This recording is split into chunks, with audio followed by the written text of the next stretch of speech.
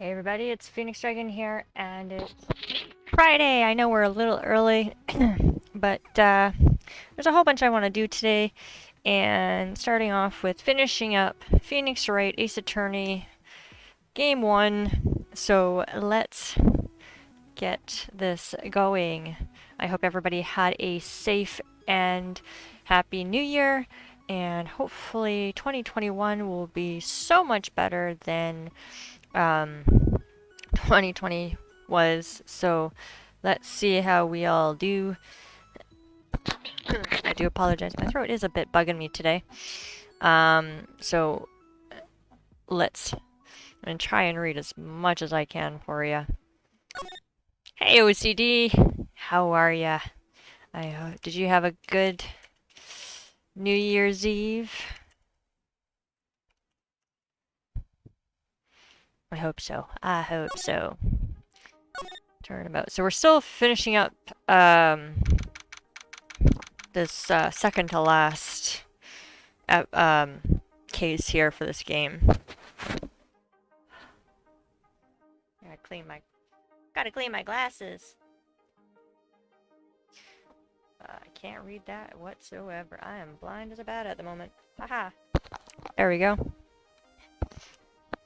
December 26th, Detention Center Visitor Room. Maya? Hey, Nick, it's you. I'm glad Mr. Edgeworth made it through the day okay. It's a relief. Hey, why'd you do that anyway? I don't know. I just knew I had to do something. I know I'm not the lawyer my sister was. I'm sorry. Well, you did save the trial. Just behave from now on, okay? Okay.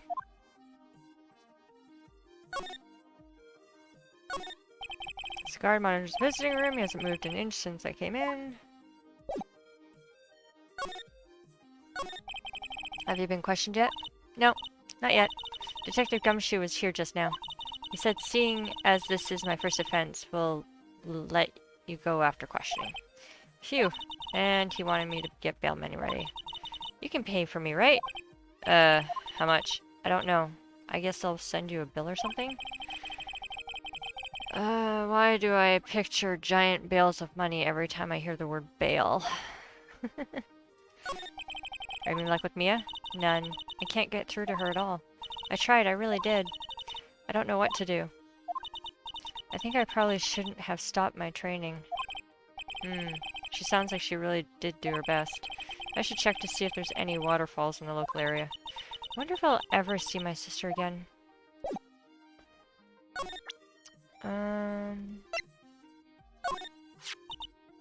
My mother. Now that I've shown her the picture, I'm not so sure it was the right thing to do. No, I'm pretty sure it was the wrong thing to do.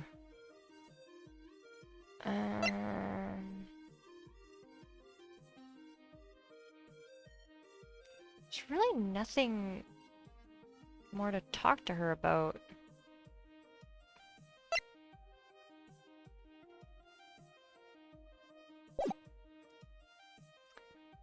Alright, dum dum dum dum dum dum dum dum dum.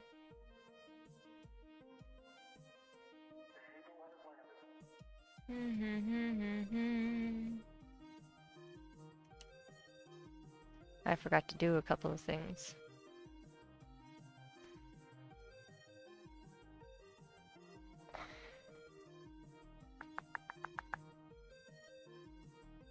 Oopsie.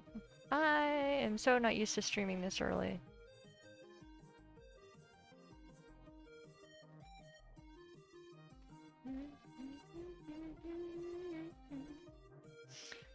Alright, that one.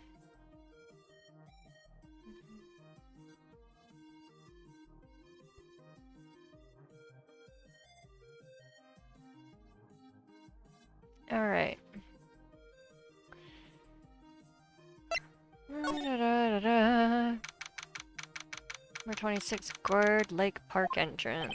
There are fewer than there were yesterday, but the cops are still around the park. I wonder if Detective Gumshoe is here today.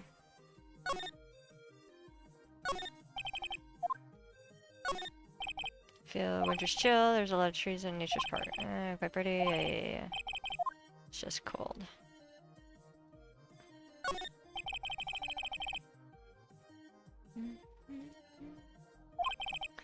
Yeah, okay.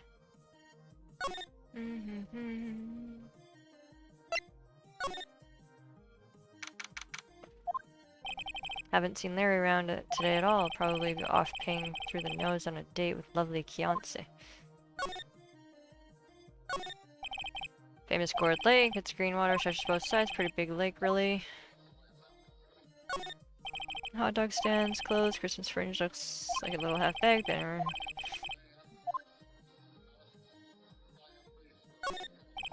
Line of plastic benches. I guess the idea is you buy a dog and eat it here. I doubt anyone would sit here and eat on a day like this. Sit maybe Maya, if she had a samurai dog. Trash can's empty, at least the place is well maintained. Huh, I almost didn't see that signpost. Left boat docks, right exit.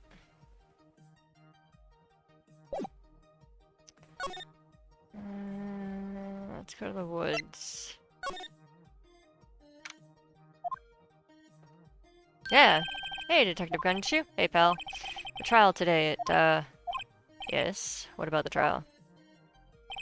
Well, I was going to say good show, but it wasn't really all that. Though you did save Mr. Edgeworth, I guess. Just wasn't sure how to thank you, you know? Or, thanks.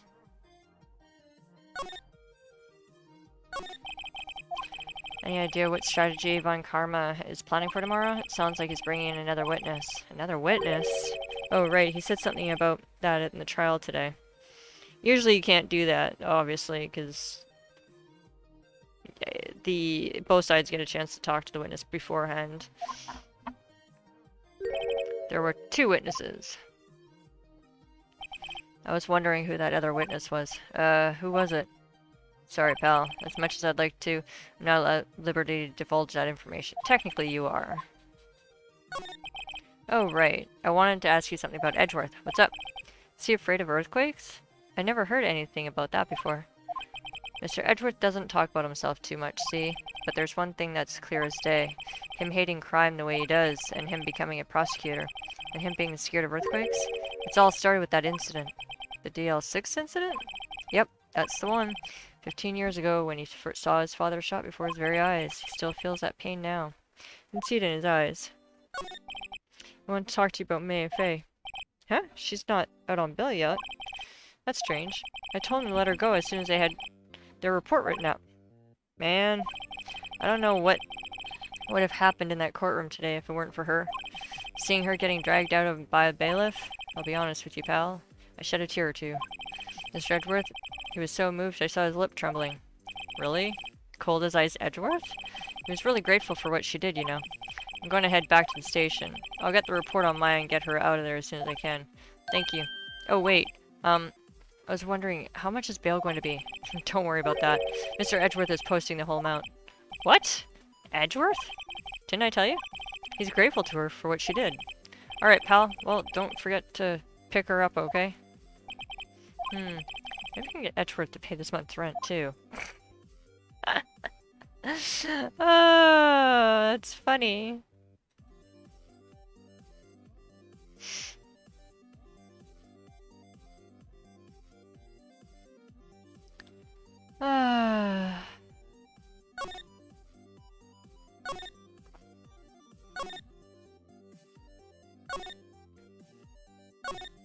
No, we should go pick her up, because we're gonna kinda need her.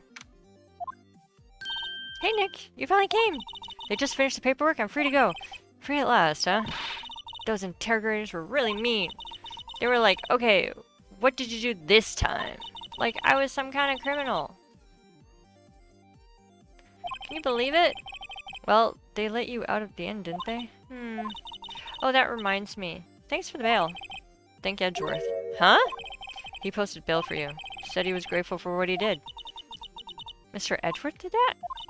I have to make it up to him. We've got to win this case, Nick. What do you think we should do next? We're kind of lacking the clues department. We could go to the park and look for Cordy. I was kidding. Still, if there's any clues out there, the park's as good a bet as any.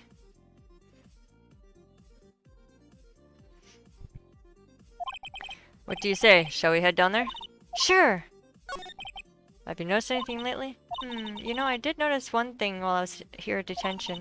It's really pretty comfortable here. It's warm and they keep it very clean. I meant, have you noticed anything about the case? Well, not much more than that, no. She's probably still upset about Mia.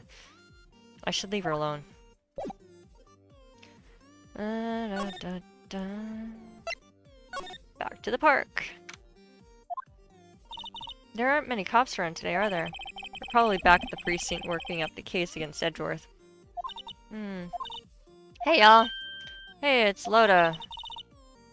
Y'all really did it today. What do we do now? Nah, I'm not complaining. See, I did a little thinking, a little self-reflection, you might say. I realized that being a witness is a mighty big responsibility. And I just went up there and started blabbing on anything, old thing that came to mind, Loda. So you see, I want to make it up to y'all. Make it up?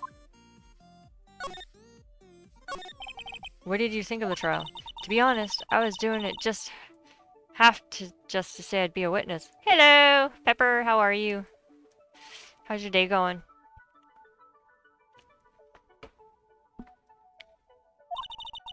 Even though I didn't really see anything. I kind of convinced myself, though. I'm sorry, I know I caused you a lot of trouble. Happy New Year! Well, memory is a tricky, vague little thing. Yeah, I sure know that now. I'll be fine the next time I witness murder. Hey, Riven! It's the Friendly Goofballs! Yes, it is! Right! You mean the first time you witness a murder? What about Gordy? Right. Well, that way I figure the trial's only stoking the flames of Gordy fever. I'll get my exclusive photos and rocket to stardom. Oh, right, Loda, you go, girl! Cleaned out the old stocks in the house. Yeah? Wish I could be an investigative photographer, too. Finish your spirit medium training first. Loda, what do you mean by making it up to us? Well, you see, actually, I got a bit of information for you. What? That Von Karma guy didn't want me to say nothing at all about it. What information? Now we're getting to the heart of it. See, I reckoned we might be able to do ourselves a little exchange. Exchange?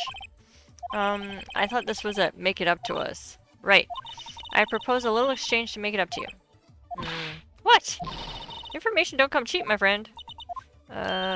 Hey, I see you thinking how sophisticated these southern folks are. It's written all over your face. Let me tell you, most southerners are way more sophisticated than you. I'm just the exception, okay? Well, what'll it be? We gonna deal or not? What do we do? What do we do?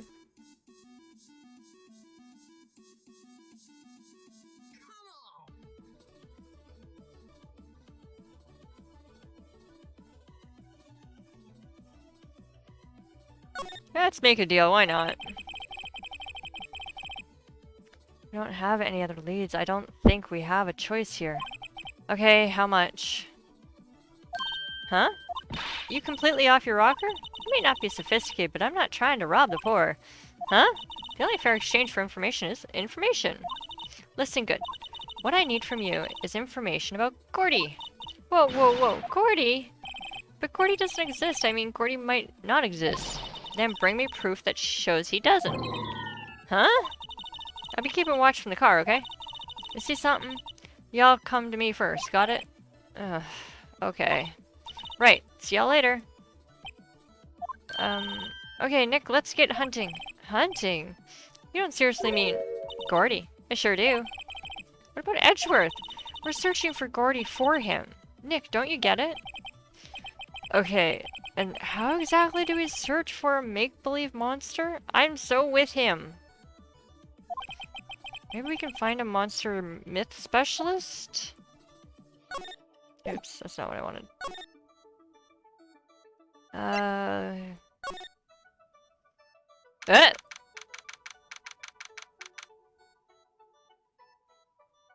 Okay, we were just here and this was not here at all.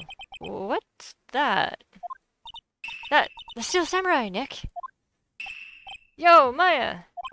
Larry! What the heck is that? Oh, it was my girl Kiance's idea. She was all, if you like, put this here, it would be like, really cool. Dude, she gave it to me along with the banner. Wow! It's really impressive she could find those for you. Well, she knows a lot of people. And that show's finished now, so she got them for free. Right. Yo, Nick! What happened with Edgy? Well, we made it through the first day in court, alright. I don't know how good our prospects are from here on. Huh? Well, hey Larry, did you know Mr. Edgeworth's secret weakness? He's terrified of earthquakes. He acts like a little boy. Huh? That's weird. I don't think he was ever like that in school. Huh? Really? Well, we were only in the same class for a little bit. He transferred schools pretty quickly. Transferred? Right. When the DL6 incident happened. Doesn't look like Larry knows about it, though. Hey Larry, when did you get that big thing? Huh? Oh, that big guy? I've had it for about a month. Yeah. It's a big hit with the kids. Why wasn't it here yesterday? Huh? Oh, right. The compressor was busted. Compressor? Yeah, it's the little unit by my hot dog stand. That's what I used to put air in the Steel Samurai. It broke a little while ago, so I sent it in for repairs. Oh, and here I thought you'd inflated it by yourself.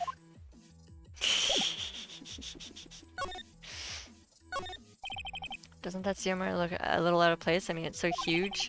I guess it's good for advertising. Something about the Samurai doesn't work for me. Huh? Really? It looks pretty well made to me. Still a novice, aren't you, Nick? Really? True connoisseurs like Cody and me don't fall for this kind of stuff. These Steel Samurai fans are obviously in a league of their own. His flags look sadly out of place here, flapping listlessly back and forth in the cold wind under the cold sky. I don't know, I think it gives the place kind of festive atmosphere. Reminds me of the War of the Eyeglasses. Huh? The War of the what? Huh? What? You mean you don't know the War of the Eyeglasses? What the heck is it? Our local fair used to do every summer. Huh, I guess we're the only ones. I ask again, what the heck is it? Can't get over the samurai dogs. The original samurai dogs, no less. Hey man, whoever calls their product the original first wins. Why don't you add world famous sign? Hey, good idea! What have I done? What's this machine? That's a compressor.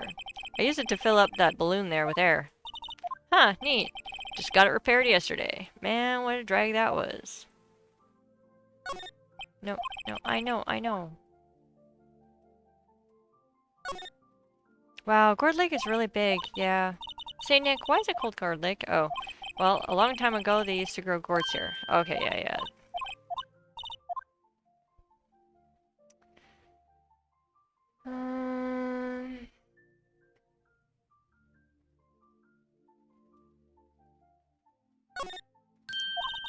Let's take a break. Maybe we have a dog? I think not. It's too cold to sit and eat hot dogs out here. Wimpy city boy. You should try standing under a freezing waterfall sometime. Oh,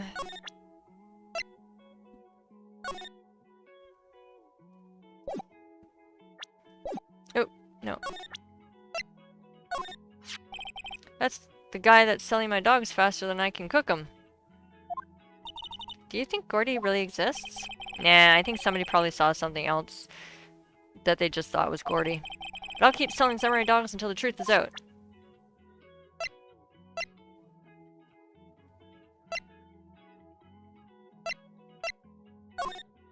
Sorry, Nick.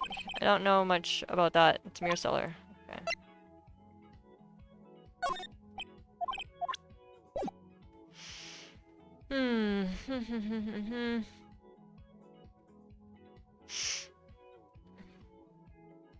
Well, there's not much more here. Let's go to the rentals shop just to take a look.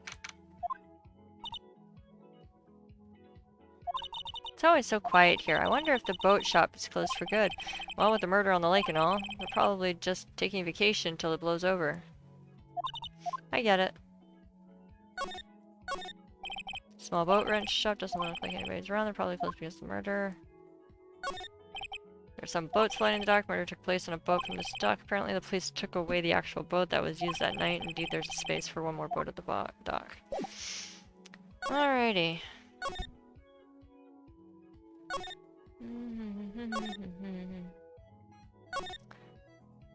Let's go see if Gumshoe has anything for us.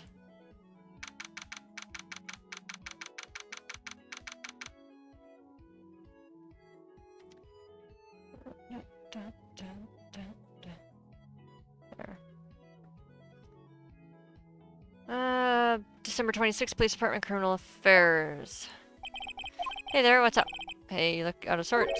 Wait, you didn't go and do something that's going to hurt Edgeworth's case again. What do you mean, again? Whatever, have a seat, pal. I'm here for you if you need anything. Besides, money, that is.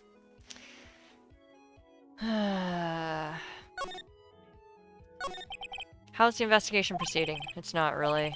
We have another meeting coming up. We're supposed to talk about the Edgeworth's motive. His motive?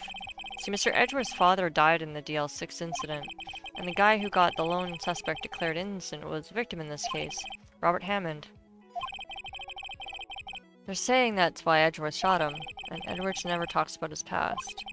I bet they'll drag that out and hit him with it in court tomorrow, too. Poor Mr. Edgeworth. I gotta admit, it doesn't look good, pal. Say, detective, do you know Gordy?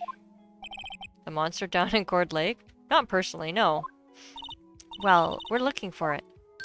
Huh? Are you out of your minds? You got time to go wild monster hunting? How about doing a little questioning for me, then? Oh, Detective Gumshoe is scaring me, Nick.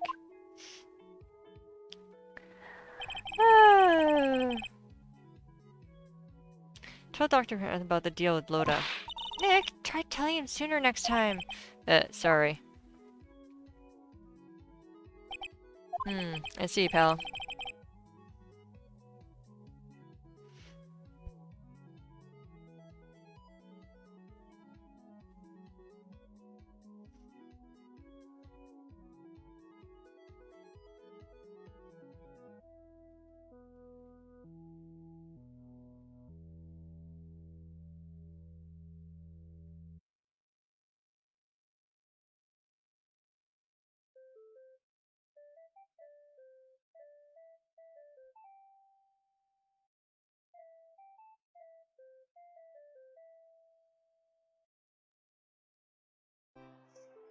Sorry for shouting at you. Sorry, guys. I was distracted by something. Okay. I, Detective Gumshoe, will aid your searching Gordy. Huh? I'll loan you one of our newest secret weapons for finding evidence. Really? You can take whichever one you like. Okay, give us the goods. Hold on. Everything in due time. First, let me show them to you. These are our best and brightest. Introducing secret number 1, Missile. Missile? He's a canine police dog still in training. Missile! Missile! Here, boy! Here he is! Hey, he's cute! Look, Nick, cute dog! Cute dog. And this will help us how? Next, secret weapon number 2, a fishing pole. Here, this is my personal fishing pole. Detective Gumshoe, we're looking for a monster. Yeah. Here, how are we supposed to catch a whole sea monster with a fishing pole?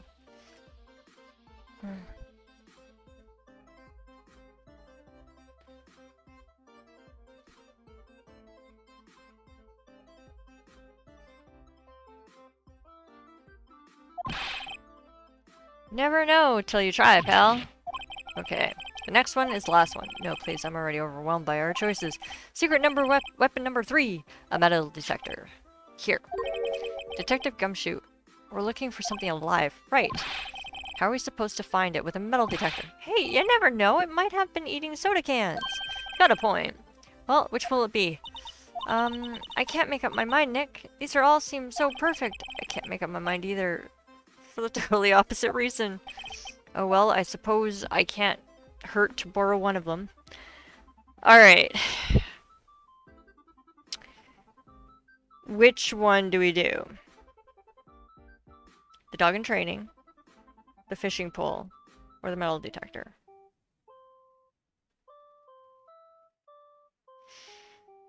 Hmm.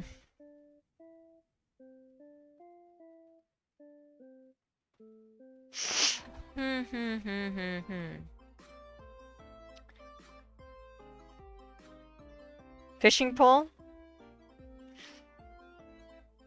Alright. We'll take the fishing pole. Can we borrow that flimsy looking fishing pole? Sure thing, pal. Oh, and if it breaks, be sure to dispose of it properly, okay? Right. Fishing pole borrowed. Alright. Well, let's go back to the park and see if we can use it. Oops, not that. That one... We obviously can't do any fishing here, so let's go to the woods and see if we can do some fishing here. Oh, we did. Okay. Okay, Nick, this looks like a good spot. A good spot for what? Time to do some fishing! She's serious. Are you going to use bait for bait? Oh! Yeah. Oh. I figured something like this would happen. We should have brought Miss Al along with us too. At least then we'd have bait. What? Nick, how could you? I'm kidding, I'm kidding. Some jokes are better left untold. Oof, she hit me. Okay, watch this, Nick. Just try not to reel in any empty cans or boots, okay? Here we go. My leg. Oof. Hey, what are you doing? Sorry, Loda. Don't tell me y'all are some film company's payroll. Nick, pay her. My poor, poor wallet.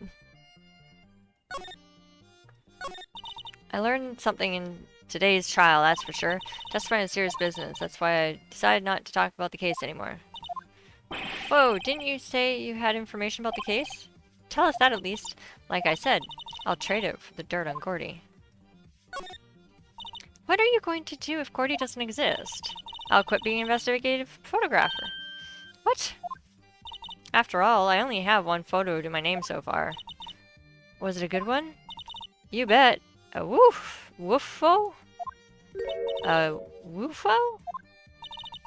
Anyway, if I can't get a career making photo this time around, then that's it. I'll quit and go back to school. Huh? So you really are a university student? Yeah, well, I'm taking a break for a bit. Right. What do you... Oh, okay. That's the same stuff. Okay, so obviously the fishing pole was not the one we needed.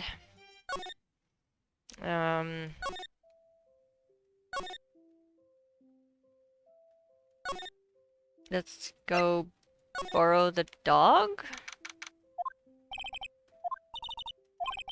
That's not the one I wanted. That's the one I wanted.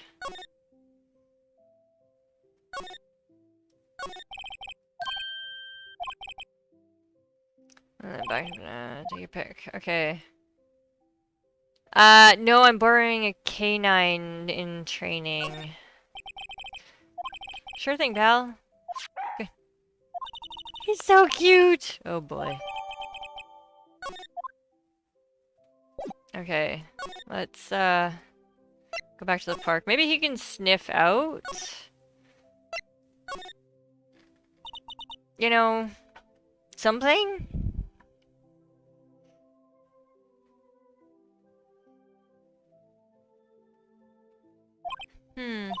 Miss Sal's been acting strangely. Miss Sal?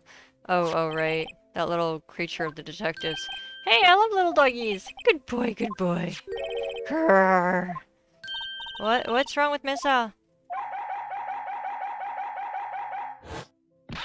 Eek! Miss Sal! Miss Sal! Whoa, stop that thing! Cannibal! It's eating my samurai dogs! Well, I said he wasn't training. My samurai dogs! Wow, he ate every single one. I'm sorry, Larry. Sorry! Sorry, don't cover it!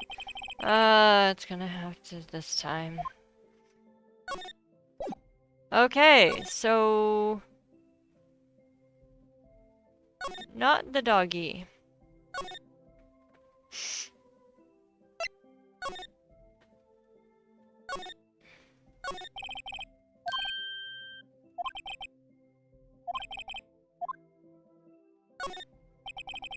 Borrow the metal detector?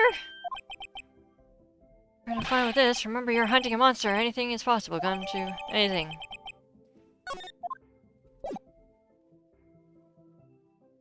Okay.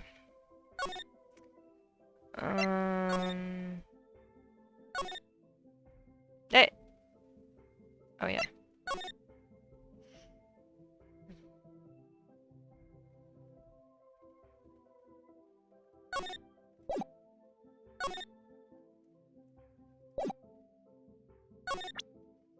Do I still have the doggy? No.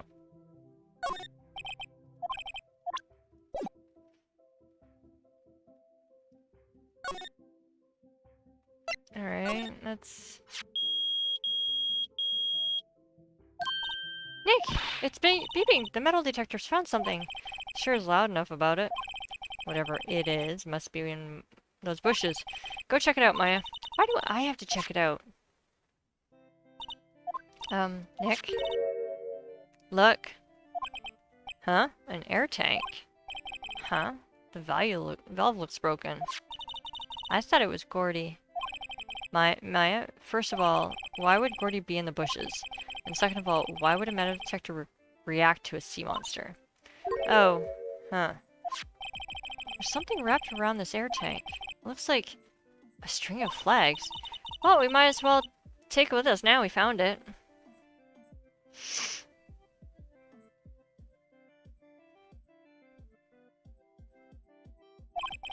It's heavy. Air tank of dubious value retrieved. What kind of air tank? Is it a scuba air tank or is it a canister air tank? No clues here though. Alright.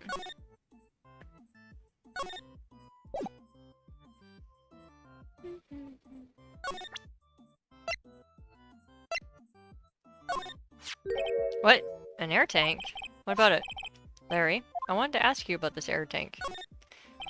Have you seen this before? Huh? Me? No. Never. Who the heck would go diving in the middle of winter? There's something about the way his eyes twitch when I showed him the tank. I think I better pursue this line of questioning a little further.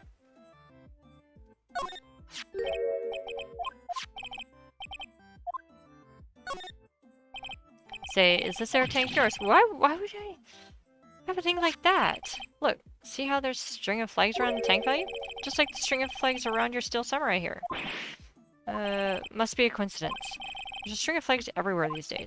Like elementary schools. And used car sales dealerships. Look, why would I need an air tank anyway? You used this to inflate that, didn't you? Inflate what? What else? That big, puffy steel samurai. Now, why would you go asking me a question like that? Looks like I hit the nail on the head. Right. Actually, see, the compressor I always use was on the fritz, so I tried using the tank to inflate it just once, and it didn't go so well, as I suspected.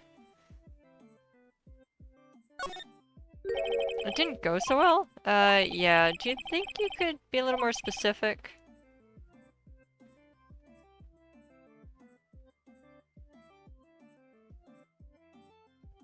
Come on, look it. It's embarrassing, so I really don't want to talk about it.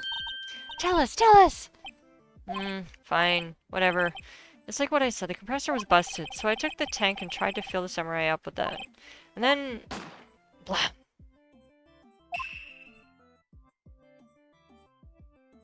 The valve busted open and made this incredible noise.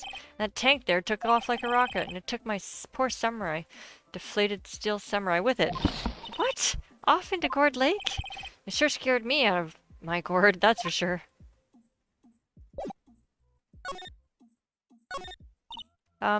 So the tank and the steel samurai you were trying to fill up flew away? What happened next? Well, all that happened on the 20th or so. The 20th? A week ago? Now, as far as I could see, the tank went flying into the lake. So it went out every night in the boat, looking for it.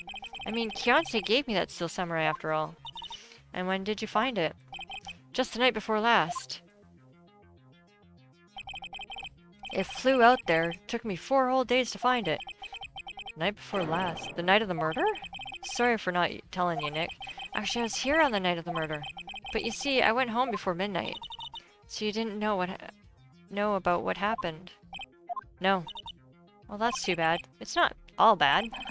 Solved one mystery at least. A mystery? Maybe we should go tell her.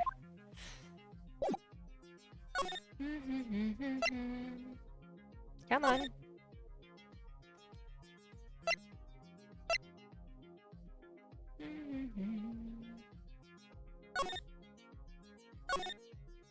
Well, Mr. Lawyer, I've got the info y'all need. Y'all got the scoop on Gordy?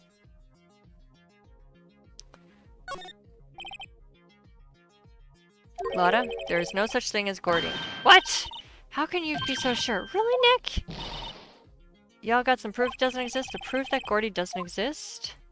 Of course I have proof. No lawyer worth his badge would make a claim without proof to back it up. Here's the proof that Gordy doesn't exist.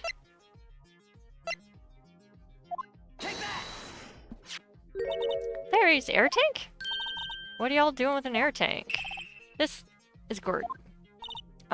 Excuse me? What exactly are you saying, Nick? Yeah, well, I don't know.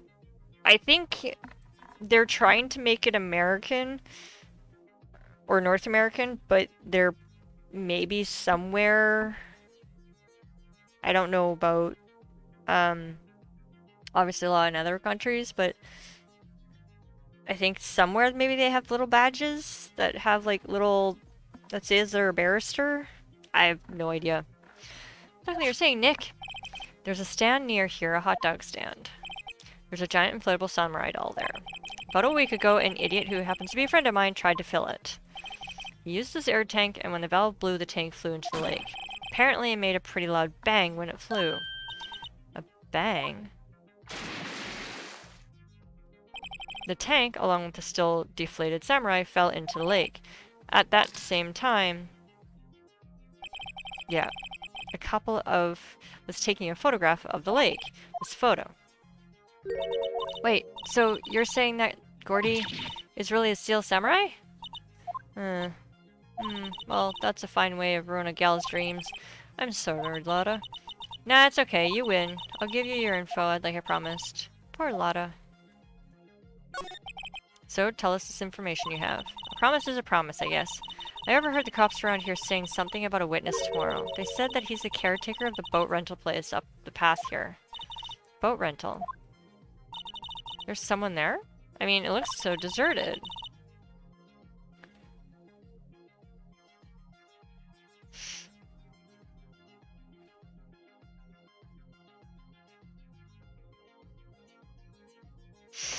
Just an old guy living all by himself. Y'all should go check it out. Thanks, Lotta. We will. Let's get cracking, Nick. Hold on. Something else? Yeah, the night of the murder. My camera clicked twice, you know. Wait, so you have another photo? Well, yeah, but there's nothing in it at all, just the lake. I figured it wouldn't be much use as evidence, so I kept it to myself. Well, it might not be helpful at all, but here, take it. Bye now. Y'all take care. Time for me to pack up and leave. Poor Lotta. It's all Larry's fault. The legend still lives on, I guess. The legend? Yeah, the legend of Larry, familiar to all who know him for any length of time. When something smells, it's usually the butts. Someone should whip that butts into shape. So, the second photo. I want to look at it.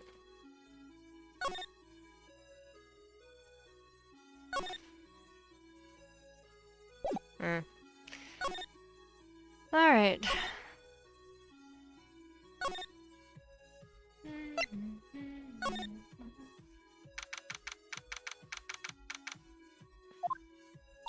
Hey Nick, this is the boat shop that Lotta was talking about.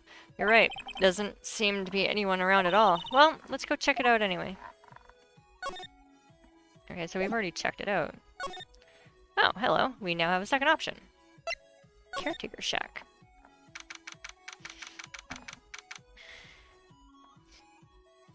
Alright, let's just get a little more comfortable here.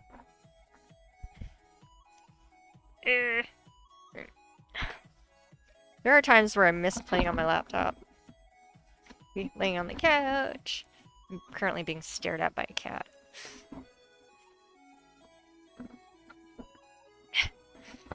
There we go. Wiggle, wiggle, wiggle.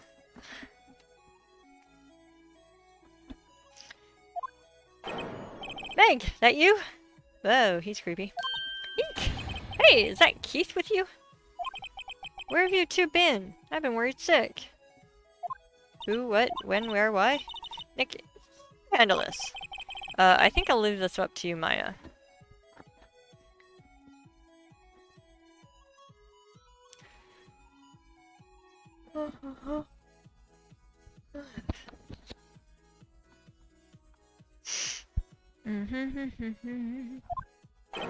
Meg! Yes? Finally made up your mind, have you? My mind? You'll run the pasta shop when I'm gone? Pasta? Glad to hear it, glad to hear it. You make your old man proud.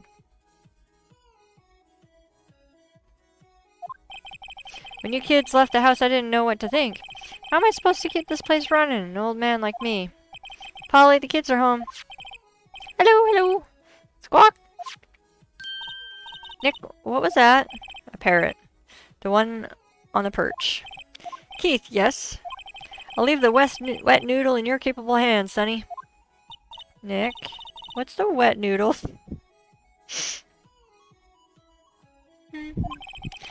Based on the available evidence I'd say it's the name of his pasta shop. That's a relief, isn't it, Polly? Hello, hello. Yep. He fell asleep. I guess he's relieved.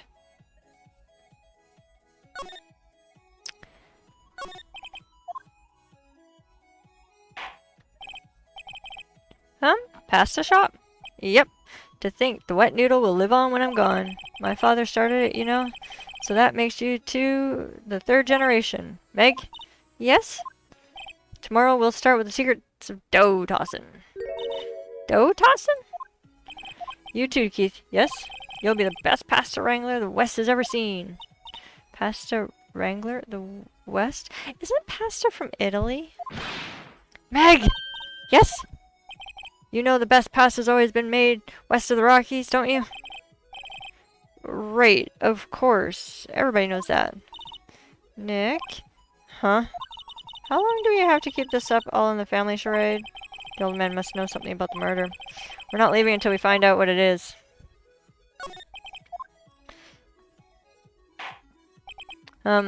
This is a boat rental shop, right? What are you talking about? This here's a palace of pasta, the wet noodle. Though now that you mention it, we haven't gotten many orders for spaghetti lately. All the kids come up and say, "Yo, dude, we're on road in one of your boats." That's why I keep them out there, youngsters these days. Darn if I understand them. I'm pretty confused myself. Nick, this isn't going anywhere, but this old man is a witness tomorrow, right? I've got to find some way of getting information out of him. Okay, let's just look around first. Looks like a kitchen, pretty clean. Funny doesn't look like the type who'd keep things tidy. You're forgetting Nick. He's running a pasta shop here. Wow, what an amazing parrot that is. Good morning. Hello? It ignored me.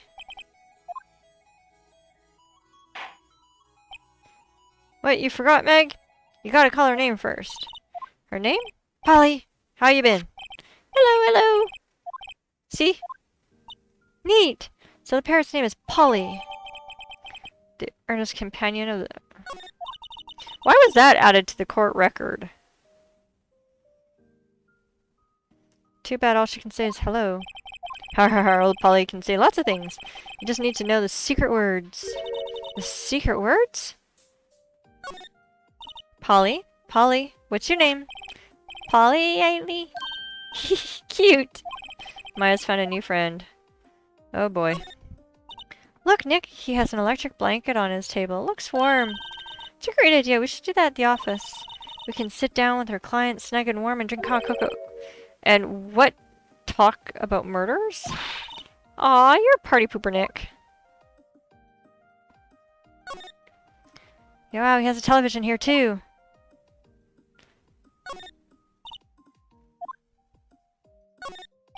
This fishing pole looks expensive.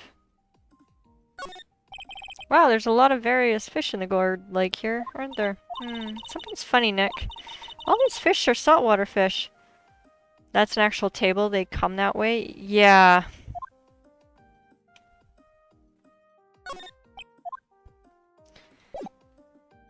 Okay, let's see if this probably won't work. What? Oh.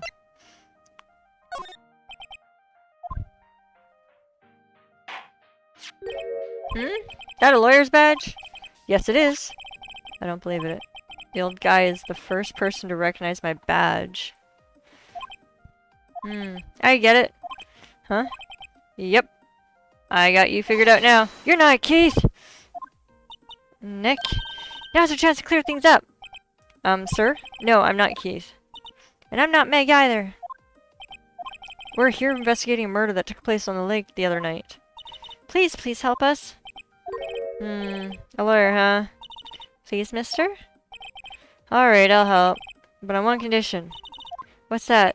When this case is over and done, you'll run the wet noodle.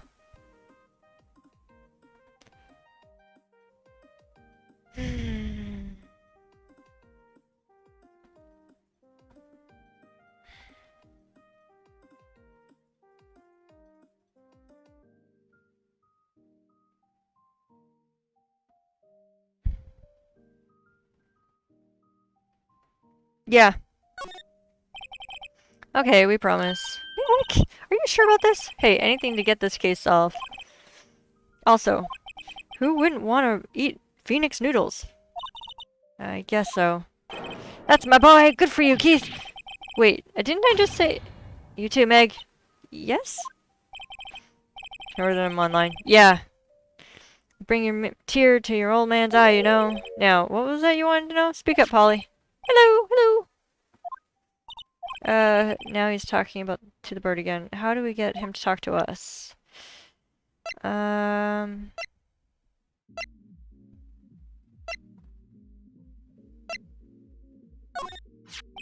Yep, I've seen this. You know something about this, sir? Keith? Yes. It's okay. You can call me Dad. You know something about this? Yep.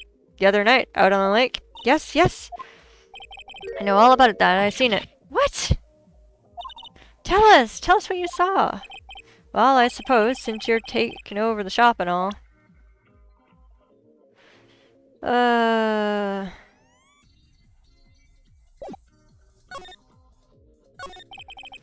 My memory's gotten worse of late. That's why I just tell everything important to Polly here. Everything important? I wonder, Polly, what's the number to the safe? 1228. Alright. Hey, Polly, will ya? See, Nick? All it takes is a little clever thinking. And a criminal mind. Quick, Nick! Write the number down. Hey, don't get me involved in your little heist schemes. I forgot the time, but it was pretty dark outside. Probably night. Yep. It was after my night. Okay. Then I heard this bang, so I looked outside. Then I heard another one. Bang!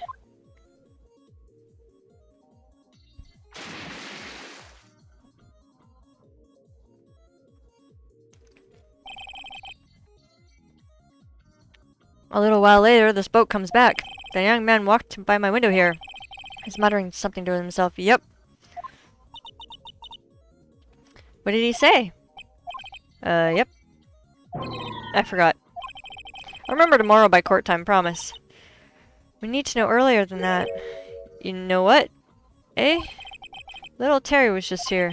Terry? Yep, that kid next door. You always used to make him cry, remember? He was wearing his tattered old coat, got himself some whiskers growing out of his face.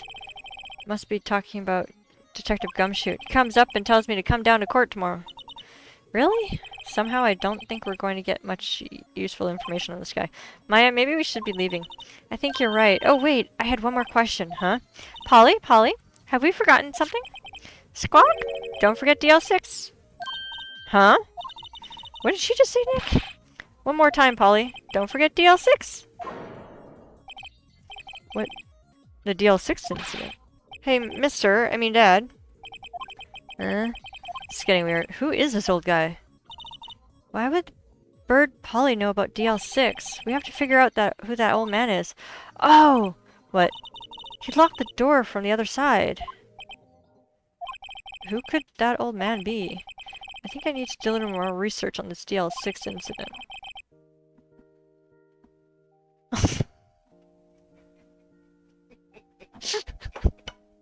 I poured myself some chips earlier and left them on the counter.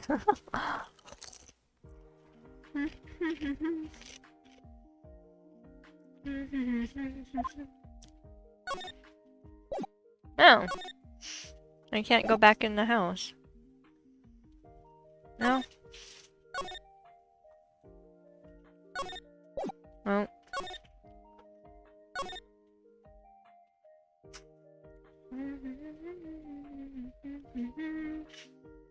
Alright. Let's go see if Gumshoe knows anything about this.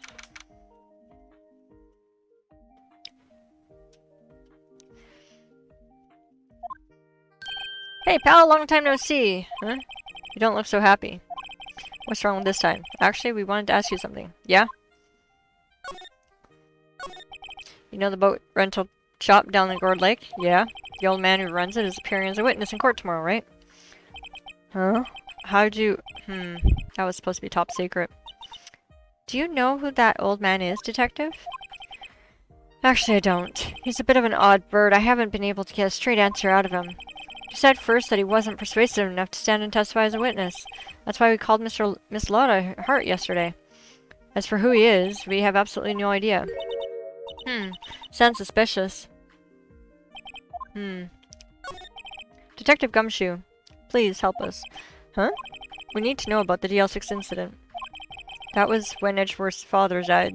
I can't help but think that it has something to do with this current case. Tell you the truth, I don't know much about DL6 either. Mr. Edgeworth forbade us from reading the file. So, I'm afraid I can't show you them to you either, pal. What? However, if you can convince me somehow that the DL6 incident is related to this case, well, I guess I'd consider opening the file up. Are you kidding me? Seriously? Fine. You know what? Here's my convincing. What's that? A parrot? The old man at the boat rental shop's parrot. Parrot knew about the incident. The incident? DL6. What? Polly, Polly, have we forgotten something? Squawk? Don't forget DL6? Huh?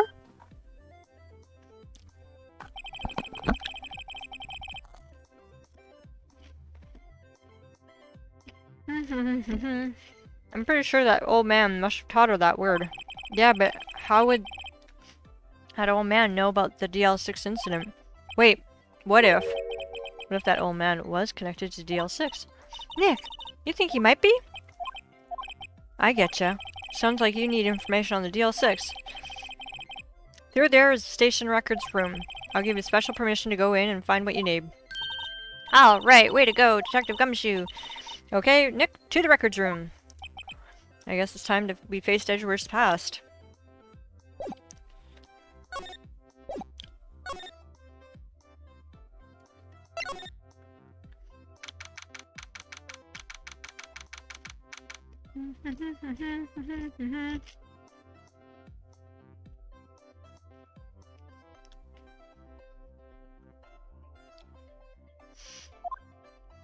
Wow, it's amazingly dusty.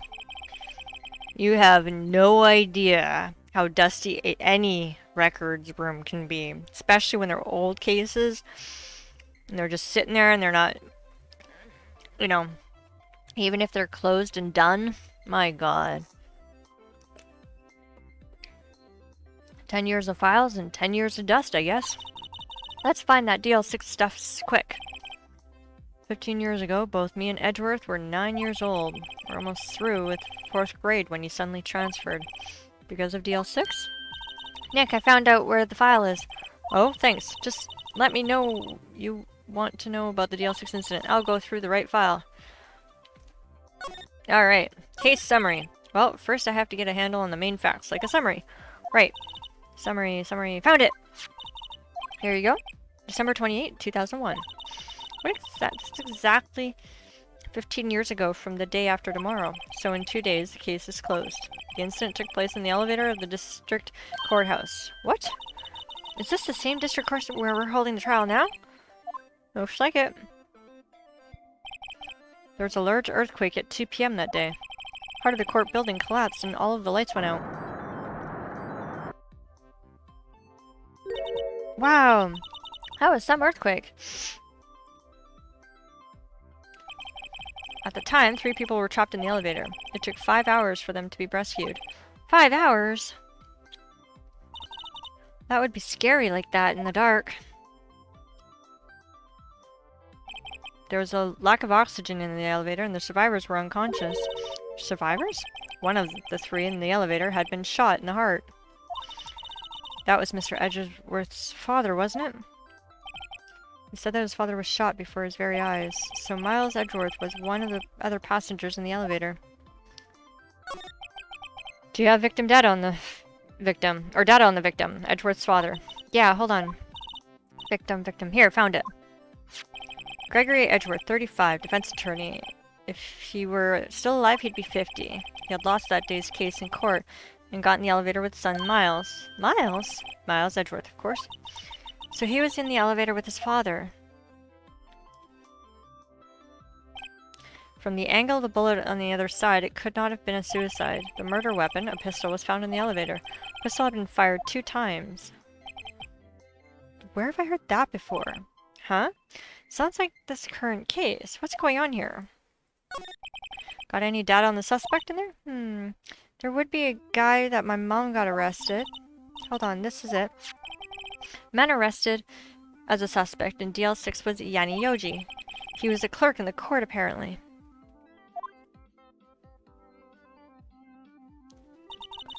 So he must have been the 3rd person in the elevator. Well then, he had to have done it. But he was found innocent thanks to his defense lawyer, Robert Hammond. Hammond, the victim in our case. Right. The suspect, Mr. Yoji, was oxygen deprived. So much he had brain damage. He lost all memory of being in the elevator. After he was declared innocent, he disappeared. Where could Yogi have gone to, I wonder? Maybe closer than we think. I guess I know generally what happened in DL6 now. I still don't know what sort of impact the whole thing had on Edgeworth. Nick, are we going to take the whole file? There's too much. We'll never get it out. You're right. How about we just take what we think we need?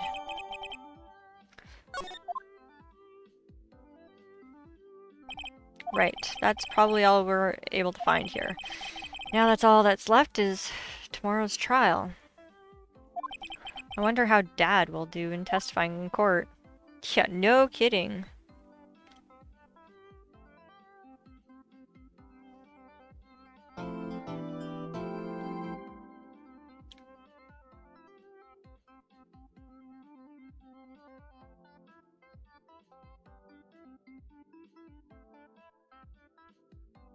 Yes, I want to save.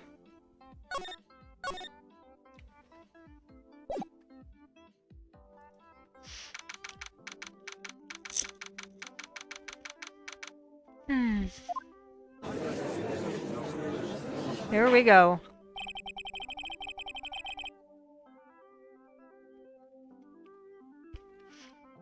Court is now in session for the trial of Mr. Miles Edgeworth. Defense is ready, Your Honor? Very well. Apparently the prosecution is also ready.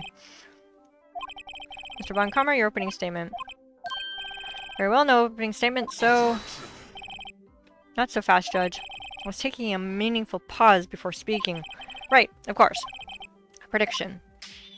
Today's trial will end in 3 minutes from now. course. Order, order, Mr. Von Karma. What is the meaning of your statement just now?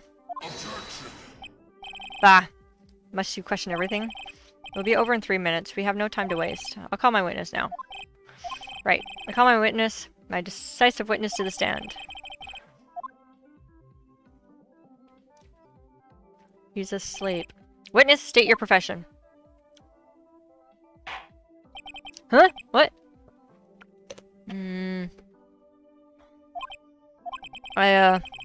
I'm the proprietor of the restaurant, Wet Noodle at Gourd Lake. And I also rent boats. The night of the incident, you were in the boat rental shop, correct? Yep. Yep, I was. Please testify? Wait a second. He still hasn't heard who this old guy is.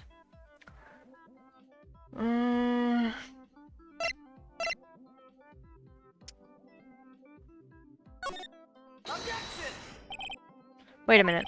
The witness hasn't stated his name yet. Because I did not ask him to. I have predicted this trial will end in 3 minutes.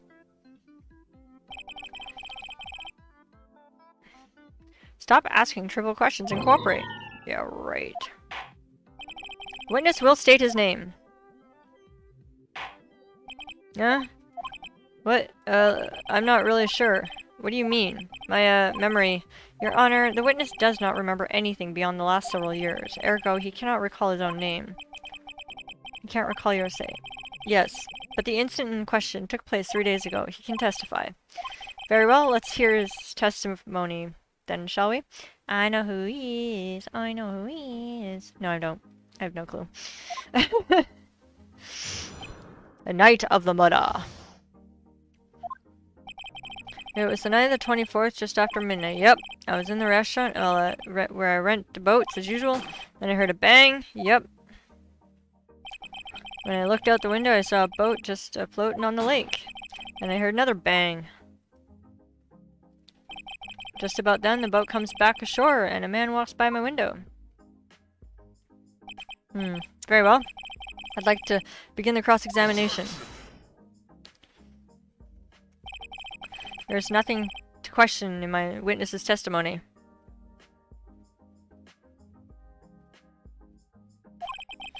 Ergo, no need for cross-examination. Besides, there are only 10 seconds left before 3 minutes are up. Judge, your verdict now. Mr. Wright?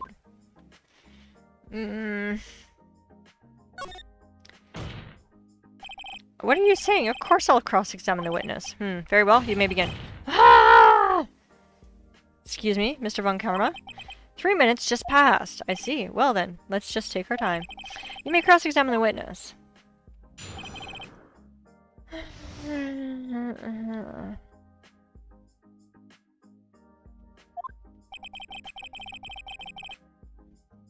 It's the night of the 24th? Yeah, I was in the restaurant where I rent boats as usual, and then I heard a bang. Yep. When I looked out the window, I just saw a boat floating on there, and then I heard another bang. Just then the boat comes back and Walkman walks by my window. By your window? Yep, by my window, right outside the window of my little shack. And could you see the man's face? Well, the fog was pretty darn thick, but he was right there in front of me. I saw him. This is a rather important detail. Please add it to your testimony. A bad feeling about this.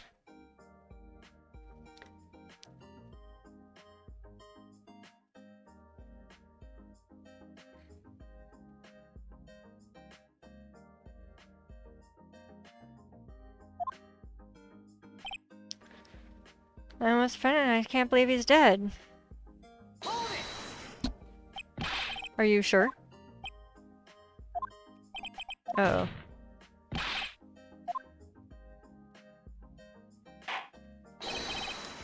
Dead certain, Keith! I said I can't believe— he said he can't believe he's dead as he's walking by, too.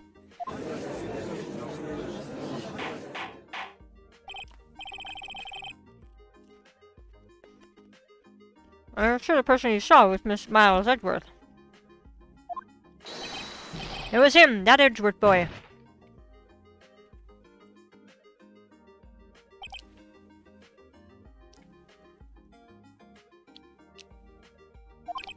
This sounds like decisive evidence indeed. I see no doubt in Von Karma. You lured me into your cross-examination so we could set me up for a fall. Tisk, tisk, tisk.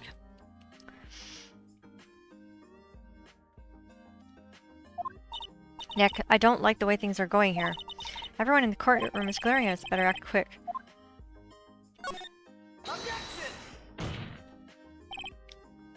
Your Honor, we proved in yesterday's trial that it could not have been Edgeworth who fired that gun. Mr. Wright, are you referring to the fingerprints from Edgeworth's right hand found on the gun, and the photograph showing the man firing in his left hand? Exactly. That's easily explainable. He could have wiped his prints after he fired. Are you ignoring the truth of the matter here? Everything in this witness's testimony is true. Judge is lost in thought. What should I do? Objection! Your Honor, this witness claims that Edgeworth said, "I can't believe he's dead." But his word is all we have. If we were telling a lie...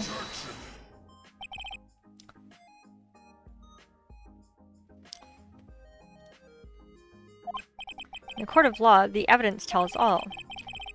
Yeah, no kidding. I prefer the usual prosecutor, who is currently our client. Apparently, you have yet to realize the basic facts. If you say his testimony is a lie, show us proof. Nick, do we have evidence? It's no good. There's nothing I can do. Are you sure? To be honest, I don't know what to do anymore. This one is all about his record. Yeah. Please? Can you hear me, sis? Please? We need your help. Nick needs you. Tis, tis, tis. 3 minutes was perhaps too high an expectation. However, 15 minutes isn't bad. This must be a new record.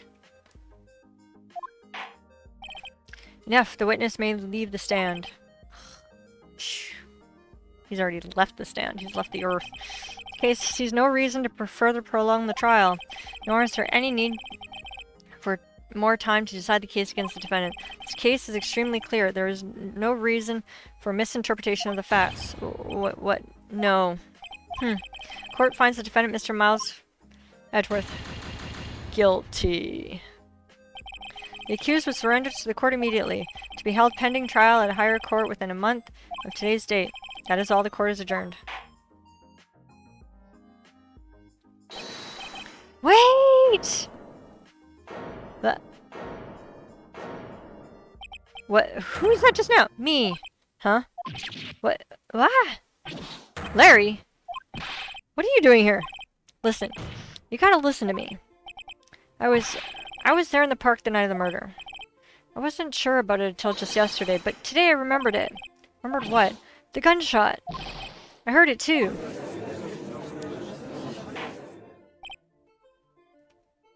Order!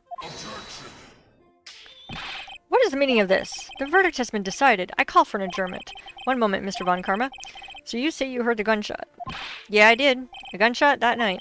I was sitting there in the audience, listening to the testimony, and I realized something he said was different from what I remember.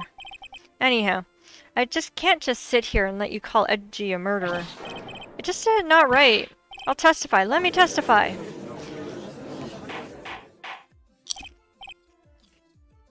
One thing I've gotten about this whole thing is all the witnesses in all these cases so far have been witnesses for the defense. I've just been tearing them apart, which is what I do normally in my real job. But there's been no defense witnesses, which also should be allowed. It shouldn't just be prosecution witnesses. There should be defense witnesses, because you gotta have people for each side giving evidence. Well, this is the first time something has happened like this in my court. I'm not quite sure how to proceed. Judge, you've already given your decision. Trial is over. Nick, this is it. Larry's given us a final chance at this. She's right. If only it wasn't Larry. You can make things even worse. Mr. Edgeworth was just declared guilty. It doesn't get any worse. You're right. Okay. Your Honor, if there is another witness, it is our duty to hear him speak. Right here, right now. Waste of time. The verdict cannot be overturned. Allow me to speak my opinion. In all court proceedings, it is our duty to prevent the inaccurate verdict. In order to make sure no mistake has been made, every witness should be heard. What is this? I withdraw my previous verdict of guilty. That usually cannot happen. An appeal is done, and then you can have the verdict overturned, and then or a new trial heard. Then you just do everything all over again. Mr. Von Karma, I order you to call this new witness to testify. Now. What? The court will adjourn for a 5-minute recess. After that, we will hear this new witness. Court is adjourned. I'm confused. True. You usually don't. Prosecutors are not allowed to lead the judge. No.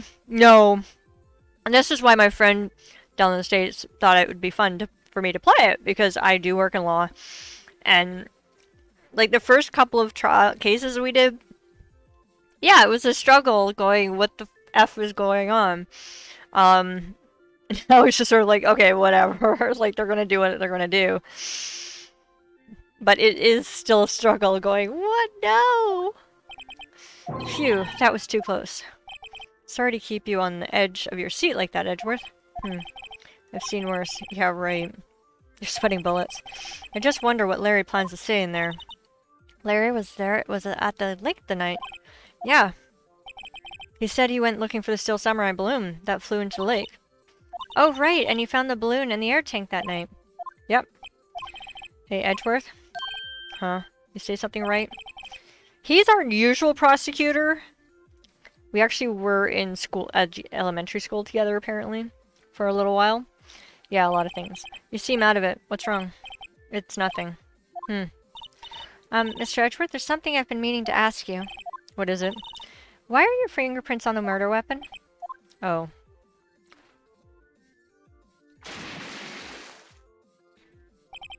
When he fell into the lake, I went into a daze. I couldn't understand what happened. I couldn't think straight. When I saw the pistol lying on the floor of the boat in front of me, I picked it up without thinking. I didn't have a reason, really. I see. Right? Yeah. This might be our chance. Our chance? Von Karma has only ever run perfect trials. Perfectly prepared witnesses, perfectly complete evidence. That's the secret to his success. This is the first time he's ever had to deal with something unexpected. He has to let someone he hasn't even talked to testify before the court. And that someone is Larry. What are you getting at? It's likely his testimony will be full of holes, right? That's right. No 10-minute trial this time. We'll milk this for all it's worth. Hey, it was 15 minutes. 15! Everything's on Larry now. Oh boy.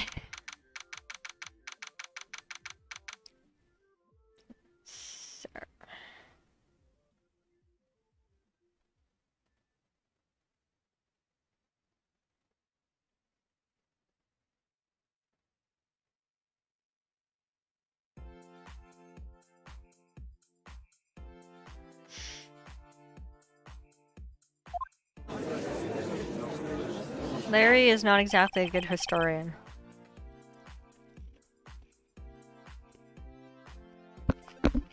Court is now back in session. Witness, please testify to the court about everything you saw on the night of the December 24th. Right! Leave it to me!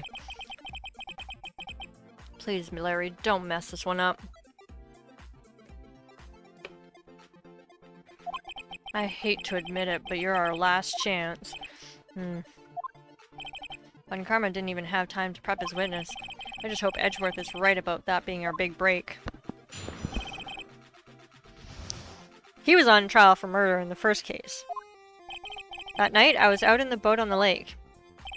I was looking for something and I found it. So I quietly slipped the boat back in at the rental shop dock. And then, just as when I'm thinking about going home, I heard this bang. I looked out over the lake, but I didn't see a boat. So after I heard that single gunshot, I went home. That was unusually vague testimony, even for this court. In any case, Mr. Wright, you may begin your cross-examination. Yes, Your Honor.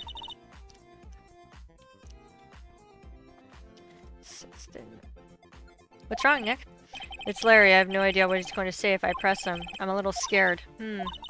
Well, we've come this far. There's no way to go but forward, Nick.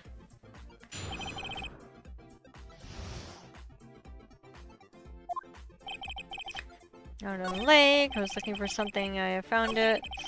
So I quietly slipped the boat back in the rental. Then I just was thinking about going home when I heard this bang. I looked out over the lake, but didn't see a boat. So after I heard the single gunshot, I went home.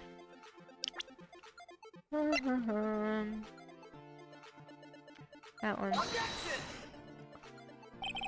Wait a second, Larry. What? You only heard one bang? You sure? That's what I said. But Miss Lotta Hart testified yesterday that she heard 2 bangs. And the old man just now said the same thing. They both heard 2 gunshots that night. Huh?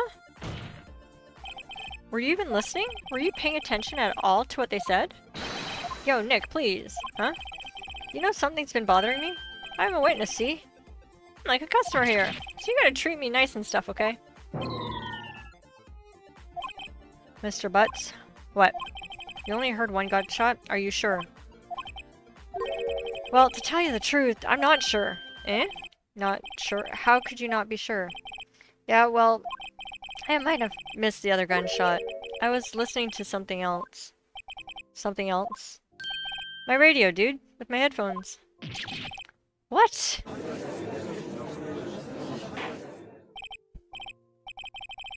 Order, order, and stop that booing. Mr. Butts, you were listening to the radio with your headphones? Yes, so what? That a crime? Listen to my radio. Everybody listens to the radio. What's the big deal? Mr. Von Karma, your opinion. Waste of time. I don't accept this witness, nor his shoddy testimony. Well, Mr. Wright, should we continue?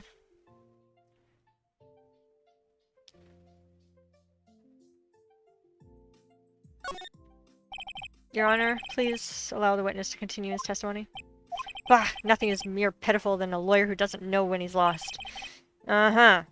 Well, Mr. Butts, give your testimony and be sure to include details like your radio. Right. Leave it to me.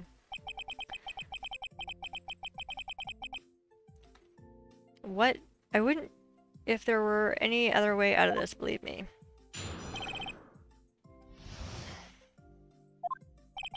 It's lonely being alone on Christmas Eve. That's why I was listening to an all-request show on the radio, see? I was listening to it real booming loud, like. But I'm sure I heard that gunshot. I remember exactly what the DJ was saying when I heard it, too. You were listening to your radio at high volume?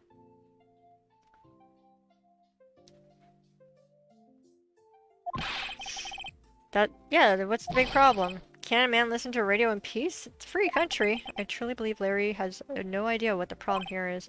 Judge, can you believe a word this witness says? What he heard was probably nothing more than a drum beat from the radio. True enough. It is difficult to believe this testimony. Wait, Your Honor. This witness said he remembers exactly what the DJ said when he heard the gunshots. Excuse me? DJ? An announcer, the guy who says things on the radio. Anyway, what this means is when he heard the sound, no music was playing. The DJ only talks between songs, so he could have heard the gunshot from the lake. I'd like to cross-examination your witness, Your Honor. Very well, Mr. Wright. Can't believe I'm continuing the charade.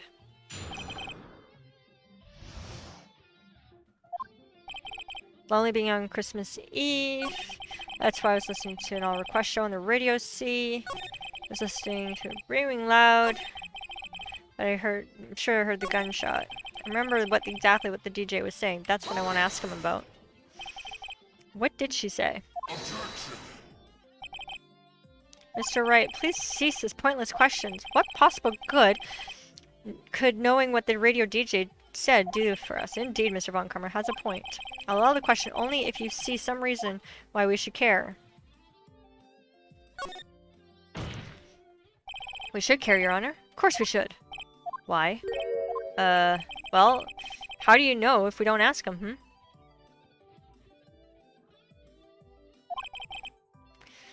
Fine, fine. Mr. Butts, please testify to the court. What was the radio announcer saying when you heard the gunshot? Just when she said, "Hey, it's almost Christmas," I heard the gunshot. This is the most ludicrous testimony I've ever heard, but there is one gleaming ray of hope in there. Gotta present it while we get to the bottom of what happened.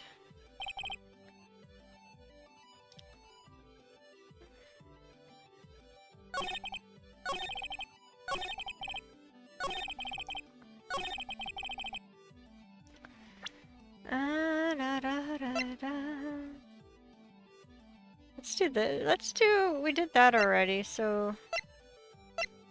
That's the second lake photo. Let's do the lake photo.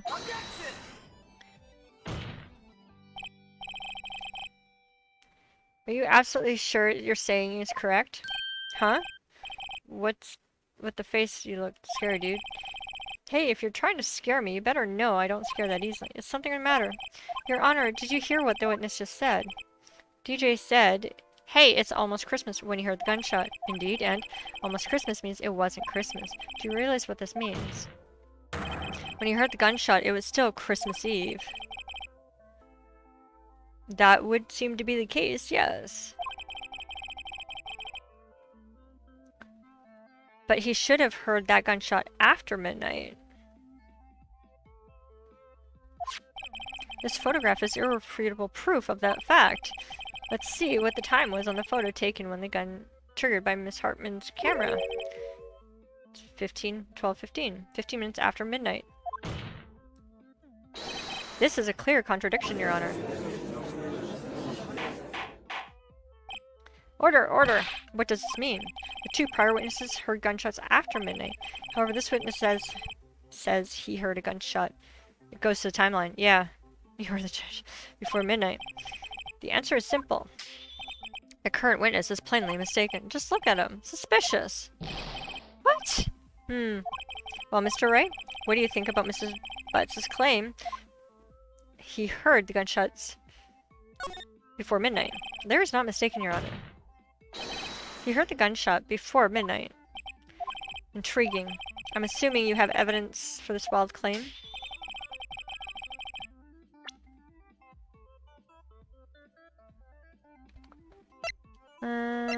That one. Look at this photograph. This was taken by our witness yesterday, Miss Lotta Hart, with her automatic camera. The timestamp on the photo reads December 24, 11:50 p.m. Oh. But there's nothing on the lake in the picture, Your Honor. The real issue here is not why nothing is shown in this photograph. It is why this photograph exists at all. What do you mean? Your Honor, this photograph was taken by an automatic camera. That camera was set to go off in response to loud noises. Aha, correct. There was a loud noise on the lake at 11:50. That was why this photograph was taken. In other words, when Larry heard the gunshot, it was almost definitely still Christmas Eve. Indeed, it would seem that is the case. Then where does that leave us? Miss Hart testified that she heard the gunshots after midnight. Are you claiming she was mistaken? Not at all, Your Honor. It is the fact that the camera was also triggered at 15 minutes after midnight. Your Honor, that night there were two sets of gunshots, with a 25-minute pause between them.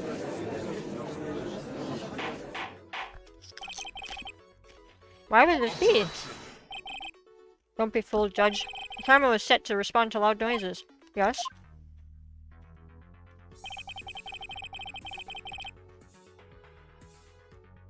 There is no proof that the loud noise at 11:50 was a gunshot. Why the witness could have sneezed, triggering the camera. Hey, my nose was clear that night, man. Well, Mr. Wright, there's no turning back now. Can you prove that the loud noise at 11:50 was indeed a gunshot? Please show the court evidence if you have any. This is my evidence. The murder weapon? Something bothering me about this pistol. Both the witnesses who testified yesterday heard two gunshots. However, the murder weapon was fired 3 times. When then was the last shot fired? Only now I've realized the truth. That third shot was the shot Larry heard just before midnight.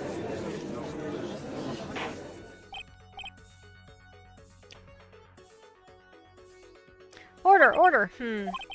That would make sense of the evidence we've seen so far. However, this leaves me to wondering exactly what did happen the night of the lake. Exactly. If this is true, there were 2 sets of gunshots separated by 25 minutes. One 11:50 and another at 15 minutes after midnight. Why, I ask you, why? Uh-oh, I'd better think of something quick. Wait a second. Gunshots separated by 25 minutes. Ah! What's wrong, Nick? I have it. I have it. Huh? Remember the case with the Steel Samurai? Yeah, I remember, of course. The murderer in this case had the same idea as the murderer in that case. What do you mean? Maya. Yes? If we don't figure this out now, we'll never overturn Edgeworth's guilty verdict. I've got a hunch, and I'm going to run with it. Right. I mean, is this safe? A sneeze would not have set it off. Yeah, exactly. Safe? We've already gotten a guilty verdict. We have nothing to lose. You just watch and let me know if I say anything that sounds fishy, okay? Right, Nick. Your Honor? Yes, Mr. Wright? Testimony just now has cleared up this entire case. What do you mean? Tisk, tisk, tisk. She finally realized the truth. There can be no other murderer here than Miss Miles Edgeworth himself. Wrong, Von Karma. A man was shot that night, but it wasn't Edgeworth who did the shooting. Listen, rookie. Take a deep breath and consider the facts. At the time of the murder, one boat was on that lake. This was shown by the witness's photograph. The defendant Edgeworth and the victim Robert Hammond were on that boat.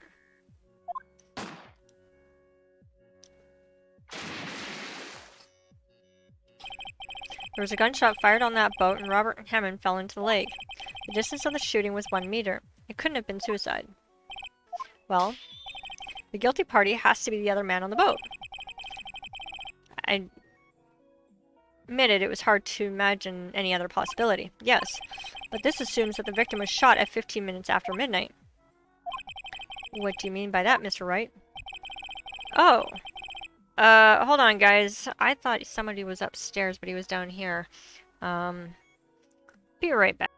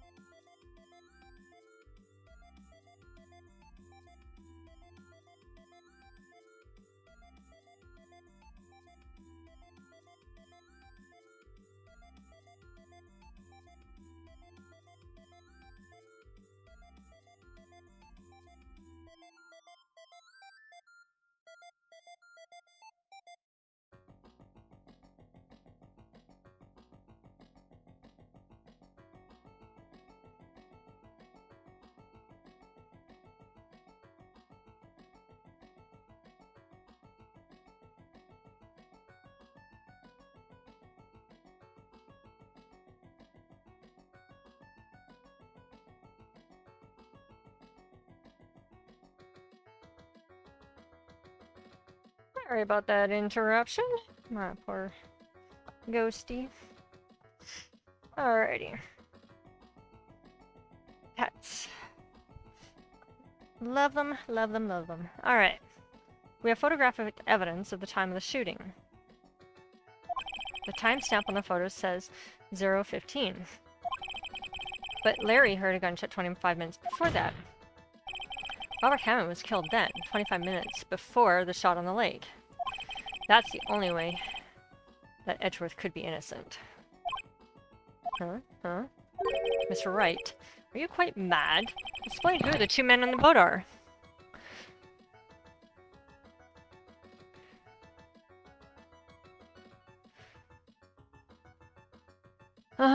Who are they? Oh, did I not? What? Yeah, I did.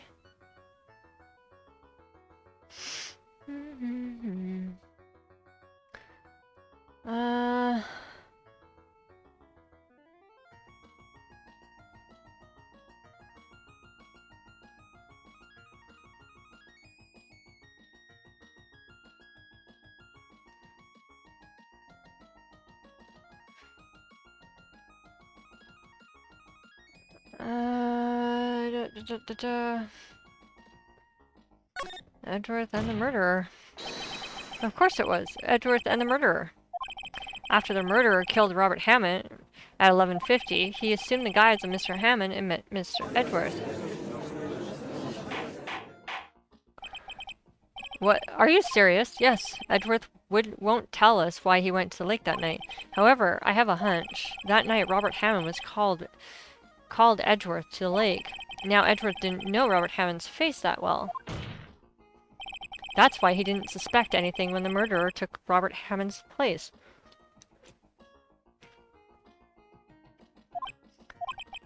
I'm not sure what to make of all this. Ludicrous! Speed, go! Sorry. Mr. Wright, tell us the name of the murderer then. Murderer name is... I don't know. Actually, I don't know the murderer's name. You don't know? Bah! Again, you waste my time. I don't know because he never told us. Huh? The murderer is the caretaker of the boat shop. That old man. At 11:50, he was the one who killed Robert Hammond. The caretaker of the boat shop? Where did he do this? There weren't any boats on the lake then. Why would he have to go all the way out on the lake to just shoot somebody? May I suggest that the real scene of this crime was not on a boat? What?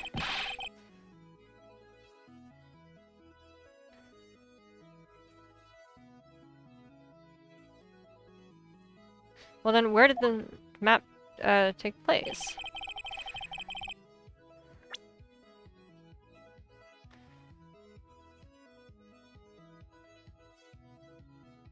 Take that!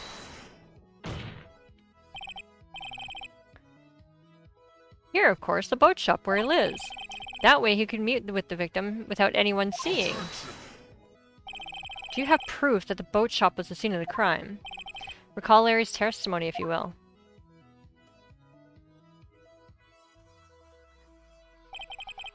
The night he was out on the lake on the boat searching for something. He finds it and returns the boat. Then, just as he started to head home, he hears a gunshot.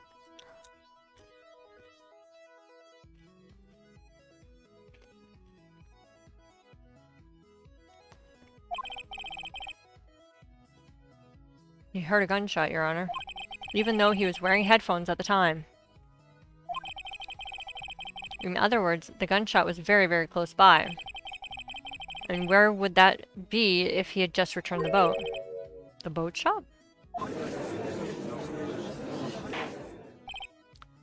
Mr. Wright, what happened that night at Gourd Lake? Please tell the court from the beginning. Yes, Your Honor? Nick, are you sure about this? Not really. But I think if I start at the very beginning, and I take it slow, I might just be able to figure it out. Hey, Alexander!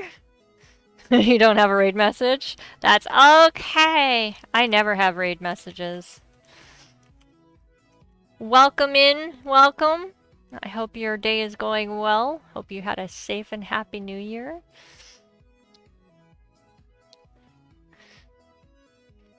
come and enjoy the legal nonsense that is Phoenix Wright, Ace Attorney, and me trying not to, like, completely whack my head against a wall because everything that they do in this court is completely not allowed in normal court systems.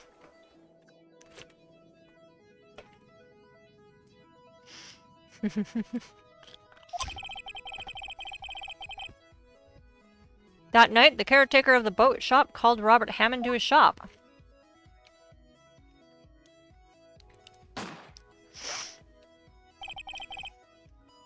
This was around 11:50. That was when the gunshot that Larry heard was fired. After that, the caretaker put on Robert Hammond's coat.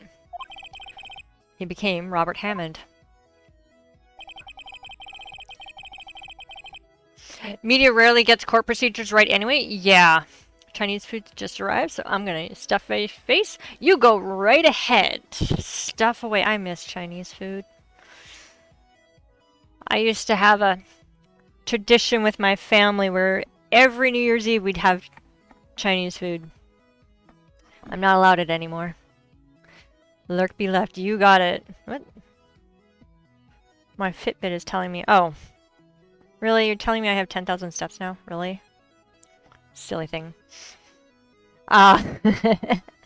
Yeah, and that's one of the reasons why I'm playing this game is a friend of mine down in Kansas said, "Hey, you work in law. This would be fun to see you play this." And it is fun. Because even though I don't work in criminal law anymore, the procedures are fairly much the same. Have you been wiggling your feet while you play? No. I am shifting around a lot though, because my back is really hurting me. Does not like me walking right now. Then he got in the boat with Edgeworth and went out into the middle of the lake. And this case is the second to last case of game 1. So we're almost done. And I do want to hopefully finish it tonight, but I have a feeling we're not going to. Unless the next case is very short. We're halfway through this one. So, this particular case. Then who fired the pistol on the boat, Mr. Wright? The boat shop. Of course, it was the murderer who shot the pistol. He shot twice, but missed Edgeworth on purpose. Wait a minute. Yes? Why would he shoot twice if he didn't mean to hit anyone? Details. Know this, Mr. Wright. The moment you run out of explanations is the moment you lose. Tell us why the murderer shot twice. Well, duh, to create a witness. I believe he shot twice to create a witness, Your Honor. Create a witness? The murderer lifts his pistol and fires one shot. That ensures that anyone who heard the shot would look at the lake. Indeed, Miss Hart did exactly that after hearing the first gunshot. Next, the murderer waits a bit and fires again. Then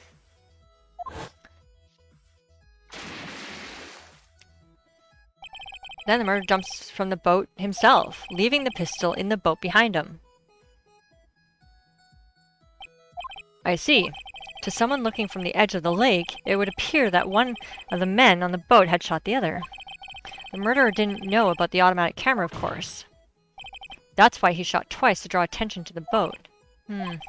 Once you realize that, everything else falls into place. The boat shopkeeper swam back to his shop, then put Mr. Hammond's wet coat back on the body, then threw the body into the lake. This is what happened, Your Honor. These are the events that transpired the night on the Gourd Lake.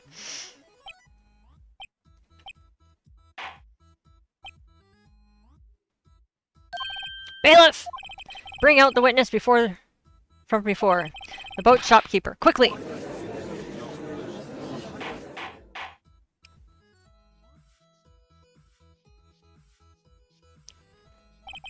Very well.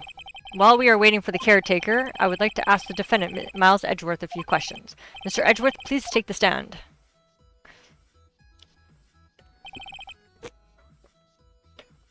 Mr. Edgeworth, you heard what the defense has to say? Yes. Well, why did you go to the lake that night? What Wright has said it was mostly correct. Astonishingly so, actually. Yes. Several days ago I received a letter. The letter was signed Robert Hammond. He asked me to come to the boat shop by the lake at midnight on Christmas Eve. He said he had something very important to discuss with me. Something important? I'm sorry, I can't say what it is. Your Honor, sir? Bailiff, we are conducting a trial here. I ask that you remain quiet. The witness has disappeared. He isn't at the boat shop either. What? What should I do? Find him, quickly! We cannot allow him to get away.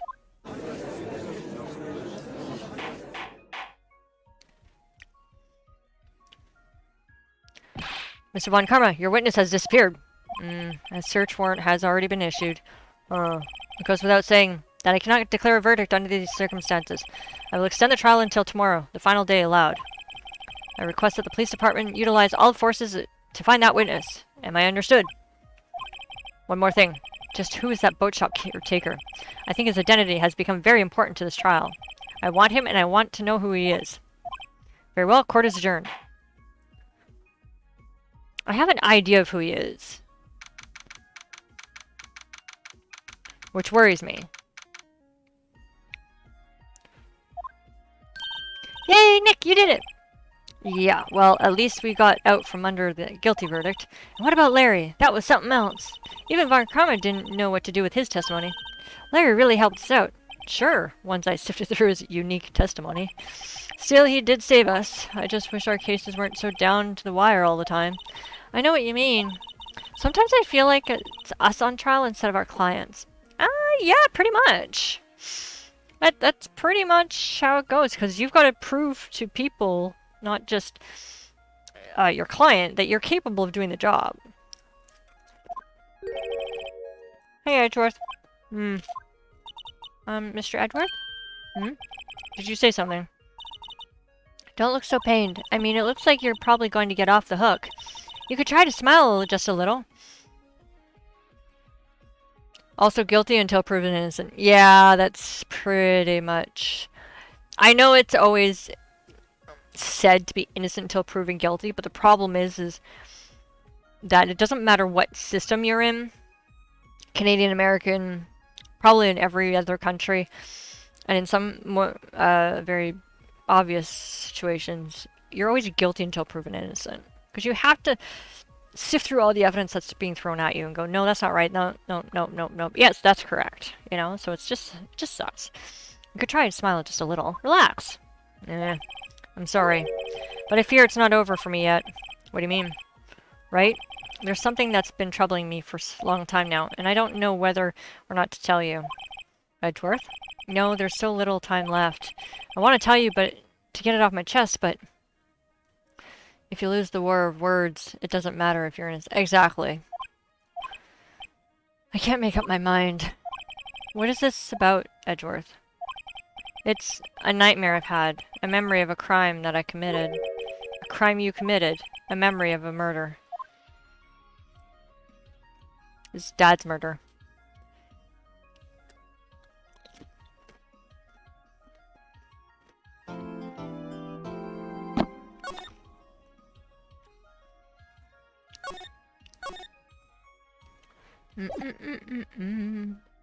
Alright. Wright and Company Law Offices. It used to be fair.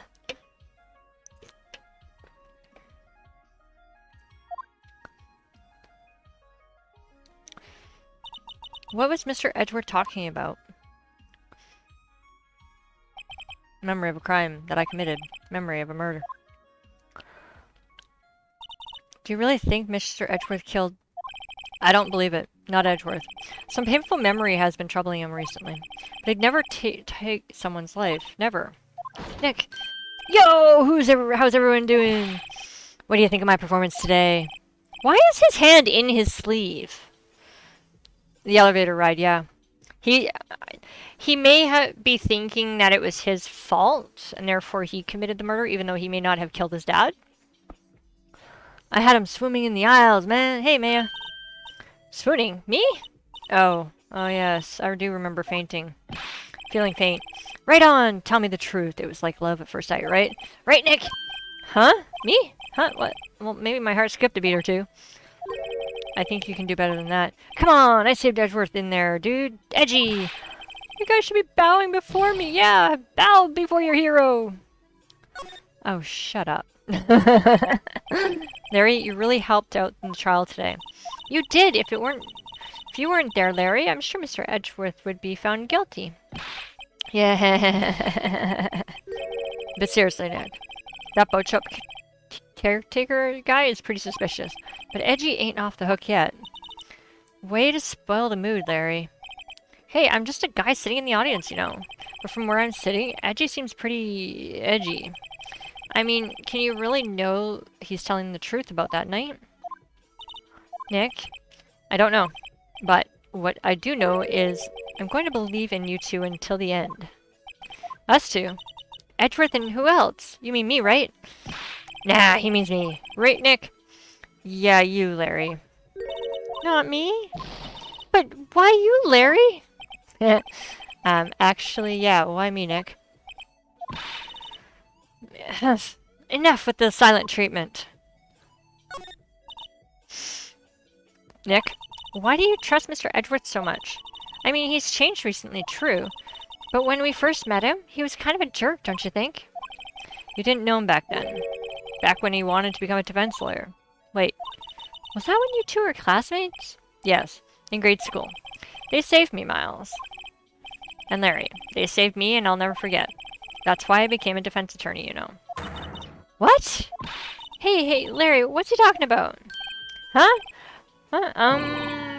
Sorry, I kind of forgot. Okay, Nick, out with it. I'm gonna hear the story today, and that's final. Okay, it's kind of a long story, so hang in there. It's the very end of 3rd grade. I was on trial. A class trial. A class trial? You remember, Larry? Spring, end of 3rd grade? A kid in our class got his lunch money stolen. Lunch money. Our school was really small. Every month, kids would bring in an envelope with money for lunch from home.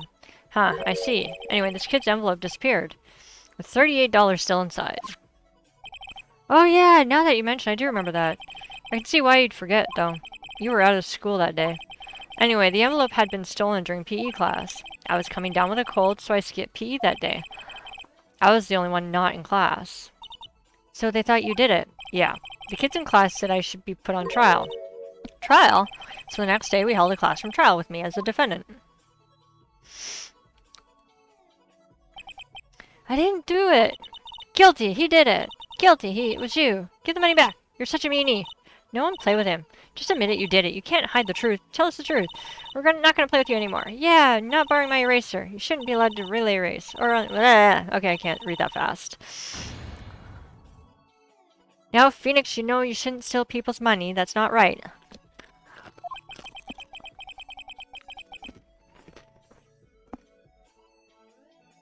In the end, even the teacher thought I did it. Go over and apologize, Phoenix. I didn't know what was happening. I was so sad, I couldn't stop crying. Everyone's staring at me like I'd done it.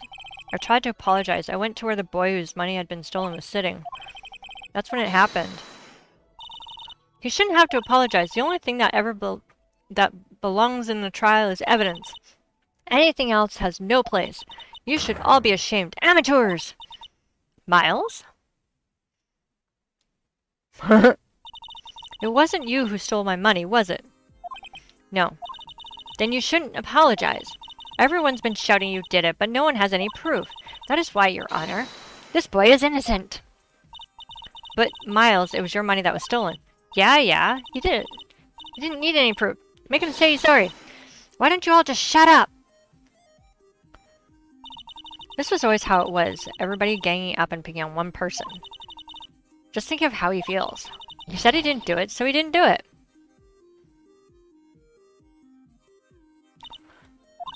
Very well. I will replace the money myself. This class trial is over. That's how it happened. After that, the three of us were the best of friends.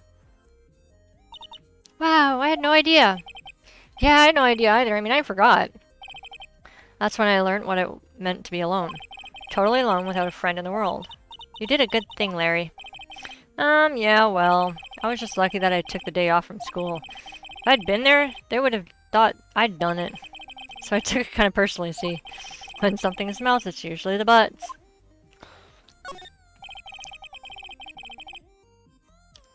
Anyway, Edgeworth and I talked after the class trial. That's when I heard his father was a defense attorney. Remember his eyes would shine when he talked about his father.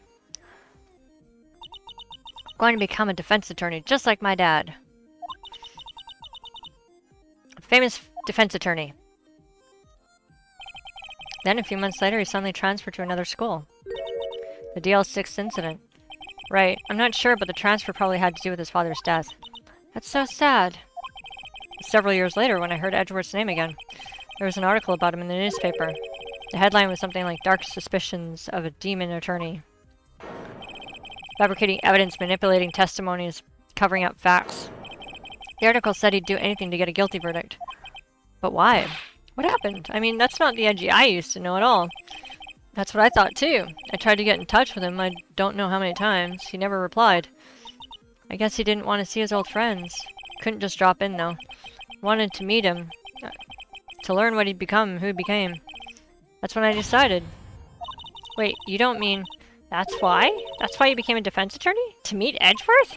If I was a defense attorney, I knew he'd have to meet me whether he wanted to or not. In court. Edgeworth believed in me and I believe in him.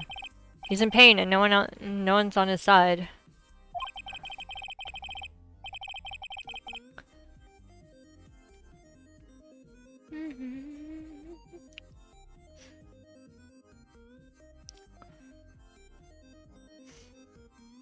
I'm the only one who knows the real Edgeworth. I'm the only one who can help him. Whoa, Nick! So, is this why you helped me out for free? Yeah. I helped you because I believed in you. Except I don't remember saying I'd do it for free. Aw, Nick! Nick! Nick! We have to save Mr. Edgeworth if it's the last thing we do, okay? Right. Very well, maybe. First, there's a rental boat shop caretaker. We need to find out who or what he is. I'd settle for who. I guess I can clean out some of the evidence I no longer need. Okay, let's go.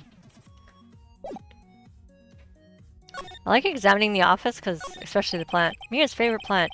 His name is Charlie. Gotten the knack of watering it lately. Charlie's been perking up these days. Okay, that's pretty much all. Let's go take a look at the boat. See. Hey, pal! Whoa! I was not expecting him. Long time no see.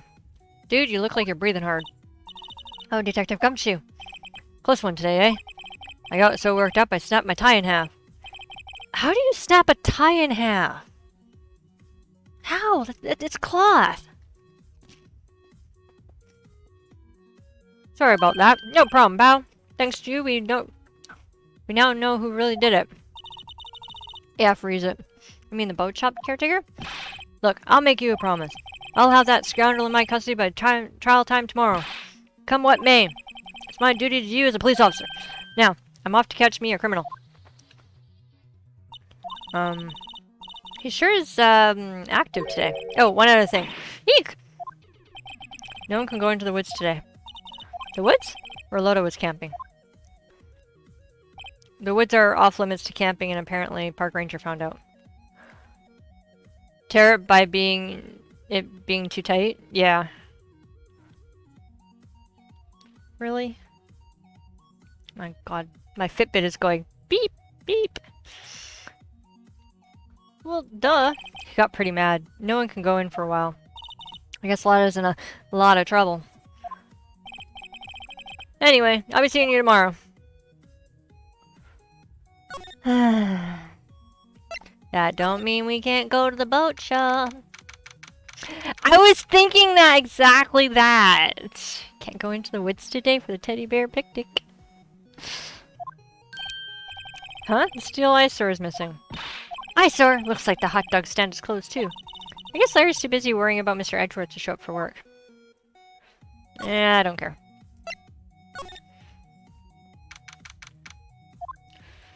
The old caretaker got away. Yep. I never imagined he might be the real murderer. Hmm? I'd know that clearing of the throat anywhere. Ah, hello. You might just... What might you be doing here? Out for a walk, hmm? Ah, the days of my youth. Like the scent of fresh lemon, you see. Mr. Grossberg! This is no time for idle reminiscing. Mr. Edgeworth's trial ends tomorrow. That is true, yes. But from what I saw of today's trial, Edgeworth should be fine, right? Well, I'm not so sure about that. Ho ho, what do you mean by that? Well, I'm not sure. If you find anything out, come by my office at once. May be able to offer you some assistance. What are you doing at the boat? Thanks, bye. What do you think was doing here anyway? Who knows? Examine. Boat rental shop, doesn't look like anybody's around. The caretaker must have run for the hills, huh? Yeah, looks like it. He didn't seem like a bad person. There are some boats floating on the dock. The murderer took one in place of the dock. Apparently the police... Dude, there's space for one more at the dock. Haha, I can go inside. Huh. Nobody's home. Hello, hello! Hey, it's Polly! I wonder where your owner's gone, Polly. Hello, hello! Can't believe he's run off and leave his poor parrot to fend for herself. Hello, hello! Yeah, exactly! Maybe I should take care of Polly, Nick. You probably shouldn't just kidnap her. The police know about her. I'm sure they'll do something. Well, okay. Sorry, Polly. He says I can't take you. Great, now the bird's going to hate me. Wait, there's a safe. That reminds me, Nick. Polly here knows the number to the safe, right? Yeah, that's right. Polly, what's the number to the safe? 1228. Let's open it, Nick. Come on. Sure there isn't any money in there. Aww. But hey, he keeps it locked, right? There must be something of value in there. I'm not so sure. Okay, Nick, let's see what's in there. Isn't Polly a witness? Shouldn't she be in protective... Yeah, exactly, right? I guess there might be a clue or two. The only thing in here is a letter. A letter? Aw, boring. No name or signature on this thing. It's handwritten in very precise, clear letters. Get your revenge on Miles Edgeworth. Nick! Why would Mr. Edgeworth be on here? How should I know? I'm gonna read the whole thing. Get revenge on Miles Edgeworth. It also says, this is your last chance. Now is the time to get the revenge on the two men who ruined your life. The rest of the letter goes on to describe the murder and plot in detail. How to kill Robert Hammond, frame Edgeworth, calling Edgeworth out to the lake, getting the boat, firing twice. This is exactly what I figured out in court today. It's all here in perfect detail. What do you think this means, Nick? I don't know, but it looks like these are instructions for the caretaker. Read the whole thing before John... Exactly. When he killed Robert Hammond and called out Edgeworth, he was following instructions. But who could have written that letter? And what does it mean? To get revenge on Miles Edgeworth. Look, I don't know, okay? But one thing is for sure. This letter is an amazing clue. Yeah. Ah! What? What's wrong? Oh, never mind. What? Tell me. Just when I saw the TV, I remembered they're showing a Pink Princess special this week. Oh my god. Oh. So apparently you can just take things and show them into court, and they don't ask how you got it. They don't question it. Yeah. It happens a lot. See, that's why I didn't want to tell you. Yeah, in this court, yeah. Everything's cold. Looks like he didn't turn the heater on. Guess he hasn't been back here since the trial. I want to look under it. I bet you he's hiding under it. Doesn't look like he'd use his kitchen much. You're right. I guess the whole past restaurant thing was a lie. What? You thought he was telling the truth? Say, Nick, don't people usually put pictures of fish up on the wall to boast about them? Yeah, I guess so. You mean pictures of fish they caught, right? Right. But don't all the fish on the wall here look like really puny to you? Well, you know what they say. You shouldn't see the one that got away. Except the one that got away from us was the caretaker, and we did see him. Why do I feel like we're having two different conversations here? The fishing pole is expensive. Maybe we should bring it to Gumshoe. Don't you think the caretaker would mind? Well, we can just leave him the metal detector in exchange. Maybe we better not.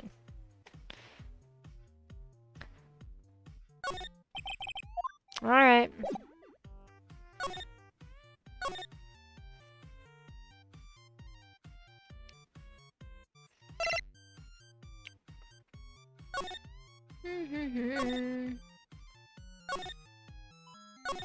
I love how you have to go, like, to every step. You can't just go straight back.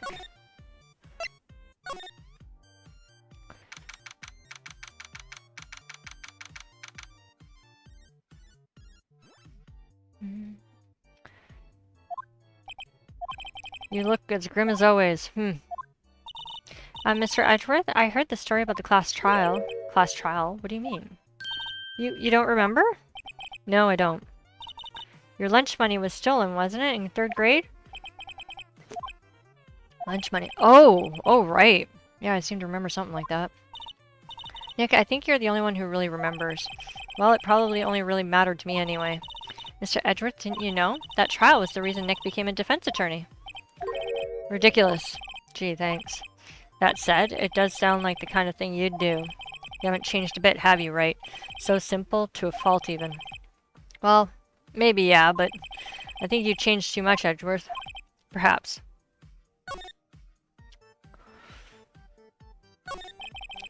Edgeworth, why did you become a prosecutor anyway? You used to look up to your dad. You said you wanted to be a defense attorney, right? I couldn't let myself deny the reality like you. What do you mean? My father was taken from me, and you want me to defend criminals? I'm sorry, right? But I'm not that good of a person. One suspect was apprehended in your father's murder, right? Yeah, the man trapped in the elevator with my father. His name was Yanni Yogi. He had to be the shooter. Anyway, you look at it. Yet he was found innocent. The defense attorney got him off the hook. That would be Robert Hammond. On the day 15 years ago, there were 3 of us trapped in the elevator for 5 hours. When we were rescued, we all suffered oxygen deprivation. I had lost all memory of the murder. Lost your memory? Even now I can't recall what happened in that elevator. That was the crux of Yogi's attorney's argument in the court. Claimed Yanni Yogi had been not of sound mind due to oxygen deprivation. Yogi was released due to lack of evidence. Innocent. That's when I changed my mind. I started to hate defense attorneys. What's your relationship with Von Karma? He's my teacher and a man who deserves respect. I learned everything I know in the courtroom techniques from him. So he's like my sister was to you, Nick. He was a perfectionist in all things. In court, in his personal life, he's obsessed with doing everything perfectly. Perfectly, huh? In all the cases he has taken on, none were left unsolved, and not one suspect was declared innocent, ever. But that's... I know. It's possible some of the suspects were indeed innocent. However, it is impossible for us to accurately determine that in every case.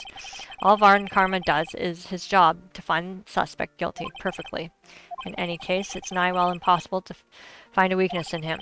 Should a weakness appear, he would do everything in his power to make it go away. Edgeworth, what if you're saying is true, you're headed for guilty sentence tomorrow? He's right! Now is no time to praise the enemy, Mr. Edgeworth. It's a strange situation in which I find myself, I'll admit. No kidding. So... about this. Edgeworth, see this letter? This came out of the safe in the shack where the boat rental caretaker lives.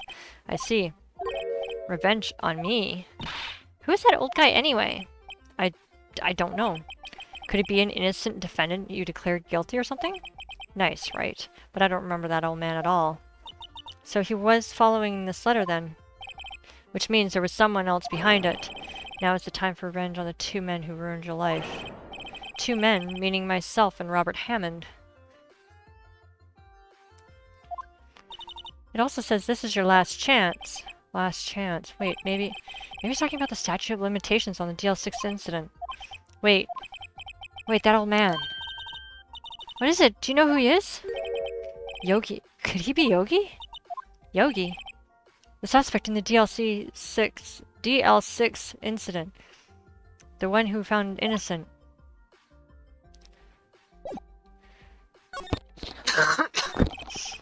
Yanni Yogi was a court bailiff at the time. We just happened to be in that elevator together 15 years ago. Wait, if he was a bailiff... The quake was incredibly strong. Before I knew it, everything was dark. We were there for so long, it felt like forever. The air thinned and the darkness closed in on us in that little box. We became unsettled. Help, I can't breathe. He would be the only one with a gun. Quiet, I said quiet. You're not making this any easier. I want to get out. Help, get us out. Don't shout. You'll just use up more oxygen.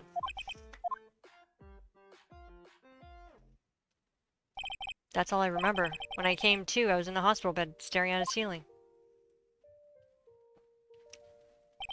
In court, Yanni Yogi's mental condition was called into question.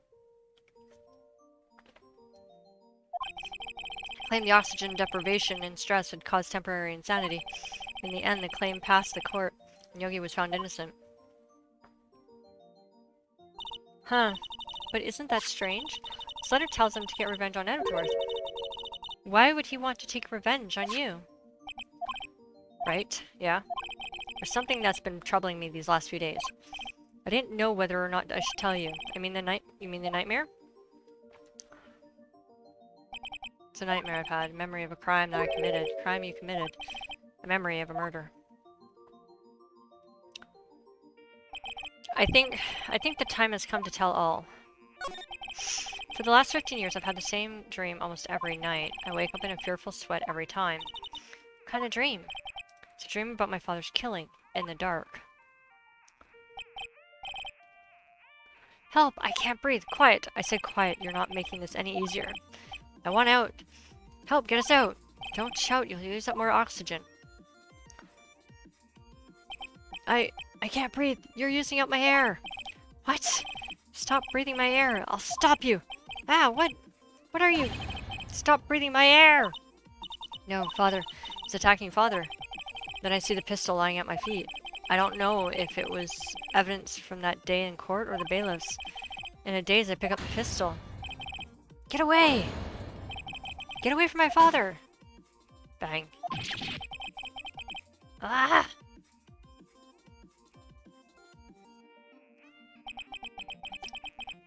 With that scream, I wake.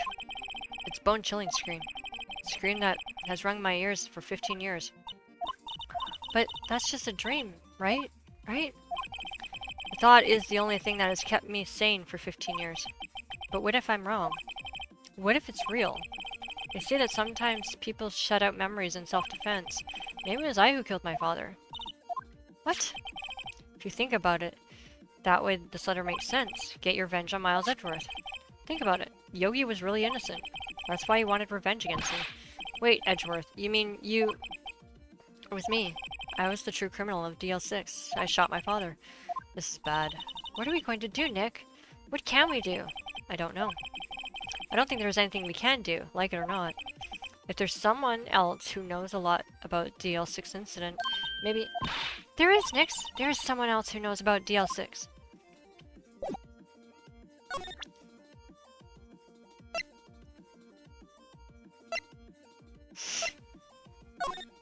Sorry, I'm not sure what I can help you with that. Ah, darn it.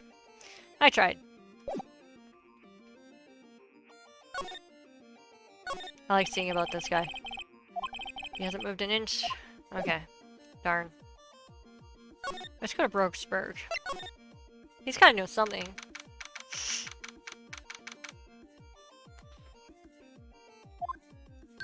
Mr. Grossberg.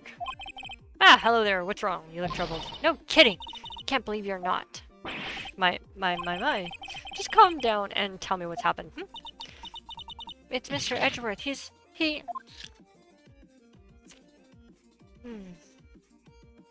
I see. So Edgeworth dreamt he shot his own father. It's only a dream. Only a dream. I wonder. What? If that's the case, then why do you two look so troubled, huh? Well, also consider this. Yogi quite certainly holds a deep grudge against Miles Edgeworth. So deep, he'd want to frame him for murder. This leads me to surmise that Mr. Edgeworth's dream was not a dream at all. It was real, as you mentioned. Mr. Edgeworth threw the pistol to save his father. The pistol fired, and the deed was done. No, I don't believe it. See, that would be considered an accident. Was suspected of murder, and his career as a bailiff was irrevocably wrecked. Thus, he sought revenge on Miles. This was his last chance, of course, with the statute of limitations so close. What do you know about his father? He was a defense attorney without peer. Sounds trite, but it's true. Well, he may have had one peer now that I think about it. Your mentor, Mia Fey. My sister? Gregory Edgeworth was very disapproving of Mr. Von Karma's techniques. That's no surprise. Von Karma is an extreme man. Forged testimonies and evidence are nothing to him. The result, he has a perfect win record in court. To beat him, Gregory Edgeworth tried to call attention to his methods. And he lost. He died in despair, as it were. I see. When Gregory Edgeworth was killed, the police called on a spirit medium. That was your mother, Misty Fey. I am Gregory Edgeworth. I have been killed. The one who shot me was the bailiff, Yanni Yogi. Yet Yogi was found innocent. That's when my mother left us. Everyone called her a fraud. That's right, everyone thought she was, you see. Yet, now that I think about it, it seems the one who lied was Gregory Edgeworth's ghost. Gregory Edgeworth must have known who shot him. I don't believe it. So you're saying he falsified his testimony? That Edgeworth's dad lied to protect his son? It's only a possibility, mind you, but a possibility nonetheless.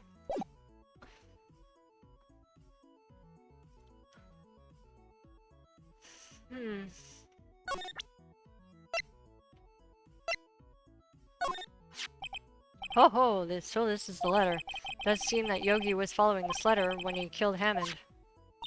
But why killed Hammond? Hammond was a skilled defense attorney, but he defended his clients not for their sake, but for his own. Huh? His own sake?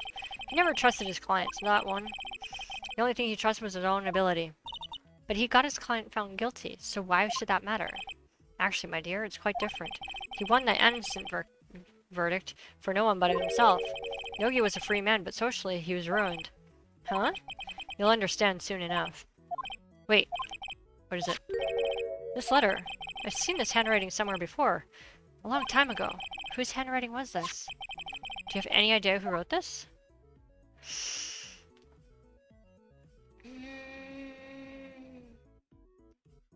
I kind of want to say it's Manfred. Because we know it's not Edgeworth, and we know it's not Yanni, because Yanni is the one that's doing the work. So I gotta say this. Could it be Manfred von Karma? Why would he have something to do with this? Well, I'm not sure. Von Karma. Wait, you're right, my boy. This is Von Karma's handwriting. I'm sure of it. I used to see it all the time on court reports. What? But that means the one who told Yogi to kill was correct. Manfred von Karma himself. What does this mean then? Why would Von Karma want to frame Edgeworth? That is a good question.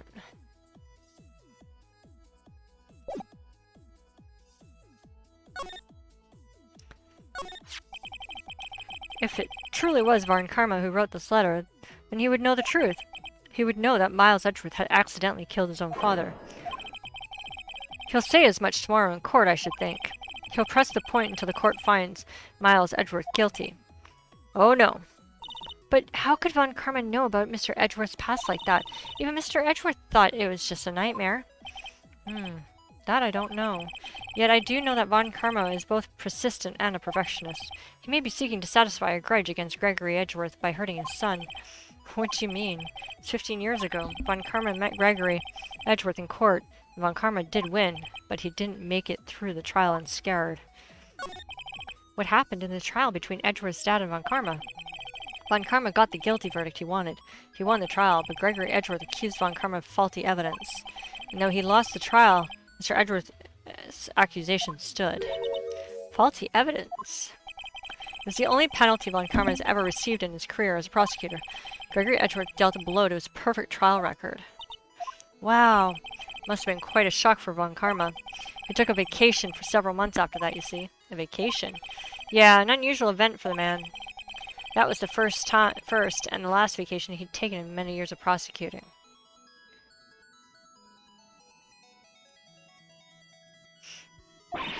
Really? He doesn't take vacations? Like, go to the sea or to the mountains? Don't tell me he's never been to Europe! You have strange ideas about vacations, Maya. Maya. What? I get those two mixed up so easily.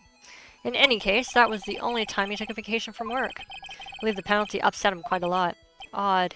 If he wanted to keep a perfect record so badly, why would he take such a long vacation? What do we do, Nick? Von Karma is going to bring up DL6. You can bet on it. What if Mr. Edgeworth pleads guilty to DL6? I won't let him. Yes, Mr. Wright. I hate to say this, but even accidental murder is murder. You know. I know that. I just believe in Edgeworth's innocence. I can't believe he'd kill someone. But Nick, Mr. Edgeworth admits it himself. His father must have lied to protect him from beyond the grave. I don't care. I know he's not guilty. Mr. Wright, if you say so, I suppose I could go check again. The police files might hold something of interest. Mr. Grossberg? Thank you. I can't promise anything. In fact, I think the chances of finding something are slim. I understand. Police materials.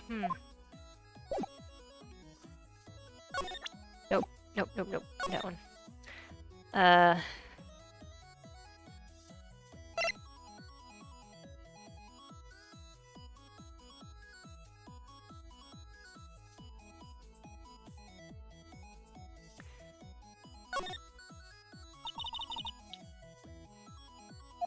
Yeah, I know. Well, no time to waste. Let's get going.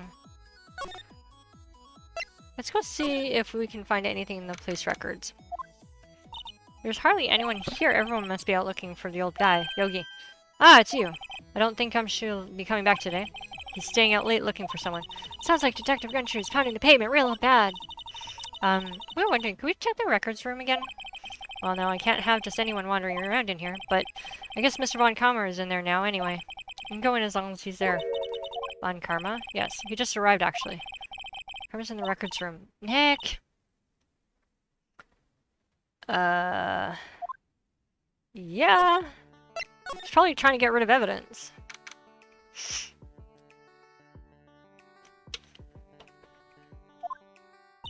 Dusty as always. We were only here yesterday. I'm sure they haven't cleaned in time. Clean. What's wrong, Nick? Nothing. I was just noticing he isn't here. Von Karma? One of the drawers here is open. Someone must have been looking in it recently. Labels says unsolved case as evidence. Nick, the file for DL6, it's completely empty. What? What are you doing in here? Eek! Von Karma. You. How do you know my name? Huh? Have we met? What are you saying? We see each other every day, don't we? We're Miles' Edgeworth's defense team. Defense team? I beg your pardon. You see, I rarely remember defense attorneys. They are like bugs to me, needless things to be crushed. And see how this guy is Edgeworth's mentor. Mr. Edgeworth is your student, right? A romanticist who still can't shed that veneer of amateurism. Just like his father, always second-rate. Mr. Von Karma, you had an axe to grind with Mr. Edgeworth, didn't you? Me? A grudge against a mere defense attorney? Why? Because you dealt a blow to your otherwise perfect trial record. Huh. So you did. But what I don't get is, why did you take his son under your wing afterwards? The son of your most bitter rival. That, my dear attorney, is none of your business. Tomorrow's trial will be the last day of this trial. It's been a while since I've had a defense attorney last this long. Still, you will lose in the end. Miles Edgeworth will admit his own guilt. His guilt of 15 years ago, you mean? You're quite the researcher. You've done your homework so well. Then certainly you must understand. You know what Miles Edgeworth will tell the court tomorrow. We were right. So Von Karma is going to bring up DL6 in the court.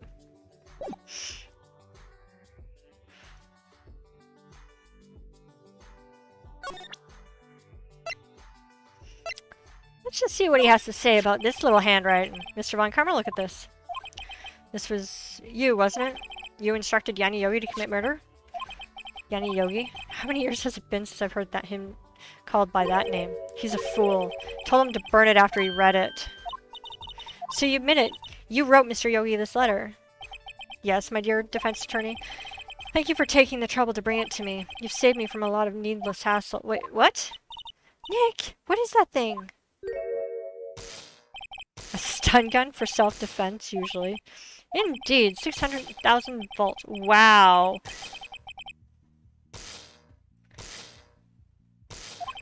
600,000. Oh, don't worry. People don't die from it, usually. Now give me the letter. No. No! Whoa. What are you? Nick, run! Ah! Maya, out of my way. Wah! Okay, how is the cop not running in here after the screaming?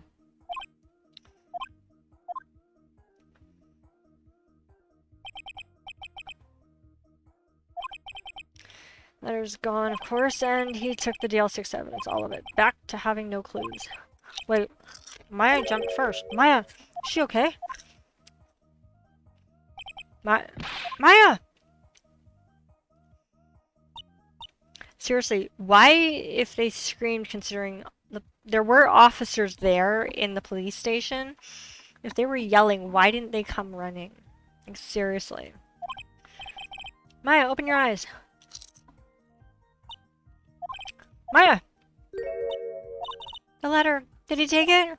Huh? Oh, yeah. Are you okay? I couldn't stop him. I jumped so fast as I could. But one shot from that thing knocked me out cold. Not on this one. According to the... Based on the description Gumshoe gave, it's literally on the same floor. So... But there's still usually somebody around. You don't just leave the records down there by themselves. Useless. I'm no good as a lawyer. Or a medium. I can't even call my sister. Not even now when we need her the most. Wish I hadn't woken up at all. Maya? Grr. There has to be some way I can help her. I better do something about her self-confidence first. Maya? Maya? She's holding something. What is that? A bullet? TL6 incident. Evidence number 7. Taken from the heart of Gregory Edgeworth. I remember. Von Karma was holding this when Maya jumped him. I'll prove it to you, Maya. You're most definitely not useless. I'll prove it to you in the court tomorrow.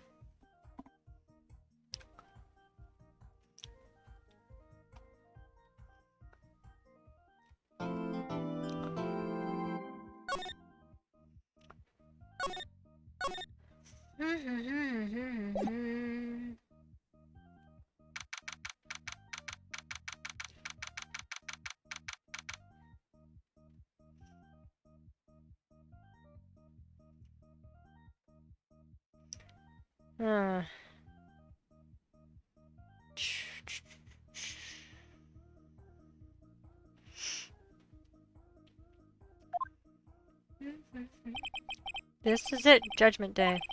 Today things are going to get settled a lot of things. Wah! What's the big deal? Sorry, Nick. I only touched your shoulder. I guess the shock wasn't worn off from my run-in with the stun gun yesterday. Anyhow, today's the last day of trial. Good luck, Nick. Yeah, thanks, Mia. Maya.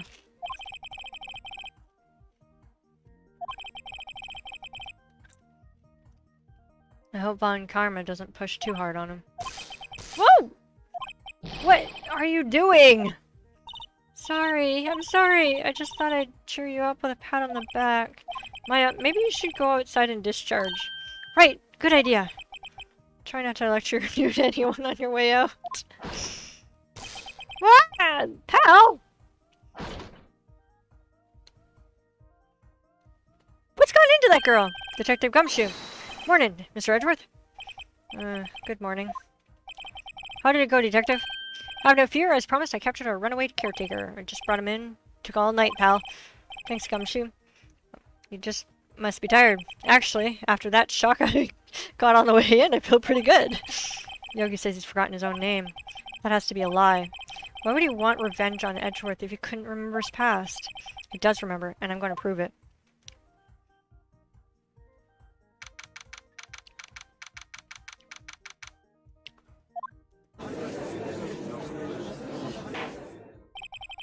Court is now in session. The trial of Miles Edgeworth. The defense is ready. The prosecution is ready. Right, very well. We have reached the final day of our proceedings in this trial. I ask the prosecution to submit decisive evidence. Understood?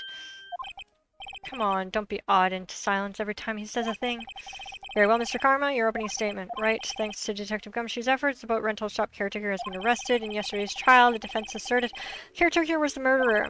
However, the caretaker has yet to confirm this. I'd like to ask the defense to cross-examine him as much as necessary. Very well, please bring the witness to the courtroom. Ladies and gentlemen of the court, I believe you all remember our witness. He was in a boat rental shop off the lake where he witnessed the incident. In addition, he has currently lost memory of his name and identity. Witness, why did you run away from the court yesterday? Witness was not running away. He will now testify. I see. Very well. Please begin your testimony. Huh? Why I left court. Really sorry about just leaving court yesterday like I did, but I wasn't running away or nothing. I went to buy some food for Polly, see? I figured I got nothing to do with this evidence anyhow. And I mean, I need one of those motive things, right? I don't got one. So, my testimony stands as is. Very well. Let's begin the cross-examination, shall we? Yeah, I'm going to prove it. Why I left court. I'm really sorry about just leaving yesterday like I did, but I wasn't running away or anything. I went to buy some food for Polly, you see? Figured I got nothing to do with this incident now. You've lost much of your memory, is that correct? Yep. Seems like it. Then how could you know you didn't have anything to do with this incident? Huh? Or maybe you're just lying about not having your memory. You know exactly who you are. The witness has testified quite clearly that he has no memory of who he is. If you claim he's lying, then show the court proof.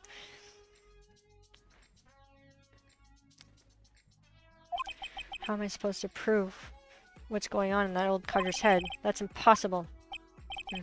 Glad you've come to your senses, Mr. Wright. Very well, witness, continue. I mean, I need one of those motive things, and I don't have one, right? How can you say you had no motive? I say you do. You had a grudge against Edgeworth and the victim, Robert Hammond. That's why you took revenge on them, right? Please don't make me repeat myself, Mr. Wright. This witness has no memory of anything beyond several years ago. He can't hold a grudge. It's impossible to prove he's lying about his memory. Might I say something, Mr. Wright? Yes, Your Honor? You've been saying the same thing over and over. You've been calling the witness's memory in past and lack thereof in question. Does this really have anything to do with the current case? Of course, Your Honor. The witness has said he has nothing to do with this case, and no motive. Both of those statements are lies. Order, Mr. Wright. There is a serious problem with your claim, or are you saying you know who this witness is? Of course, Your Honor. Ho ho, now this is interesting. I would like to know myself. Who is he? Don't play dumb, Von Karma. Mr. Wright, please tell the witness. My name is Yanni Yogi, a former court bailiff. Yogi? That name seems familiar. Oh! Yanni Yogi, from DL6 incident. Figures the judge would have heard of it. It was such a famous case. But what does this mean? Your Honor, if this man is Mr. Yogi, then he has a clear motive. Tisk, tisk, tisk. Jumping to conclusions again, Mr. Wright. This witness is Yanni Yogi? Fascinating. However, how do you propose to prove this to court? This is a court of law, and as you may recall, you need proof. Allow me to repeat once more that the witness has lost his memory. Alright, then I've got nowhere else to go. Nick! Are you going to prove it? How can you prove he's Yanni Yogi? It's okay. It's actually quite a simple question. Your Honor? Please take this man's fingerprints. Then we'll compare them to the fingerprints on file for Yogi 15 years ago. I see. That makes sense. Tisk, tisk, tisk. Huh? I'm so very, very sorry, Mr. Wright. Why? The witness has no fingerprints. What? No fingerprints? You see, before I worked as a caretaker, I worked at a chemical plant. I burned my fingers while working with stuff. Yep. What? Yugi, you asked. You burned your fingerprints off to hide your past. No fingerprints. I guess we'll be not able to prove his identity. Well, what will you do? Seems the case has been decided, no? No.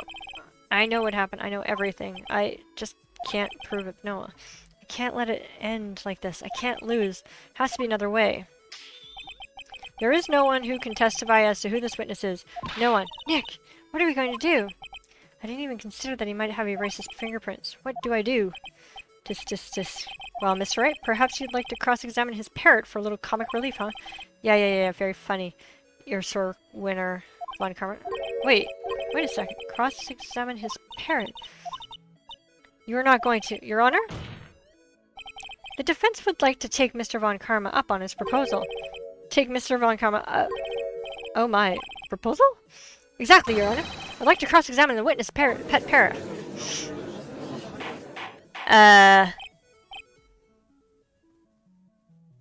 Order. Well, what do you think, Mr. Von Karma? Need you even answer? This is a farce. I object. Wait a second. You were the one who suggested I cross-examine the parrot, Von Karma.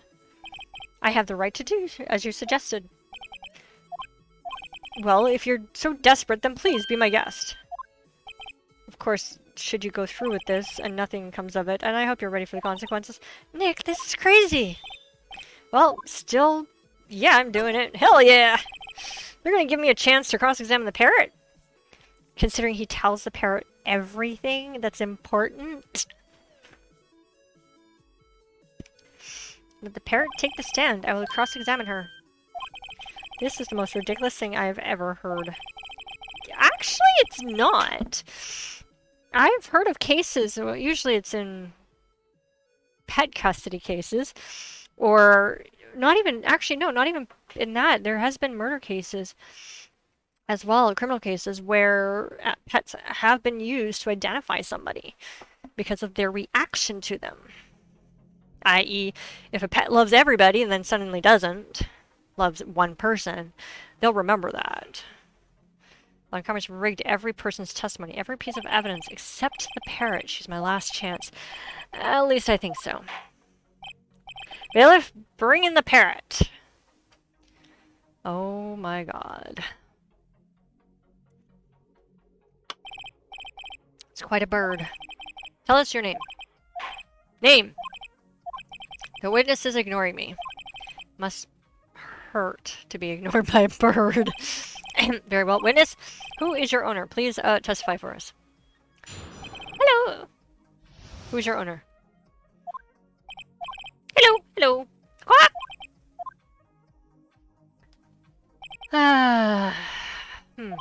Certainly the most concise testimony we've had so far. Very well, begin your cross-examination. Right. What are you going to do, Nick? I don't know. What do we do, Naya?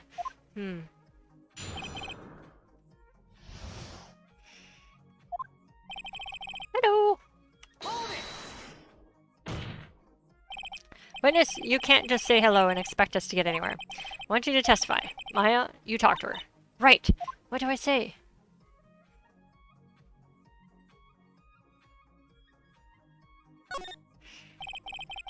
Maybe I should get her to say her name. Polly, what's your name? To remember how to ask. Yeah, exactly. That's why he's having Maya do it. Polly! Squawk! Mr. Wright, I think we've established that this parrot is named Polly. Does this have anything to do with her owner's identity? Of course! Yes, it does, huh? Ha! Fascinating. Claim that parrot's name will prove her owner's identity. Then show us this proof. Nick, don't you think you're taking this bluffing a little too far? Listen, we're not here to answer the question of who is the caretaker. We're here to prove he's Yani Yogi. All we have to do is tie the name Polly to Yogi. Your Honor, the proof is that the parrot's name reveals character is this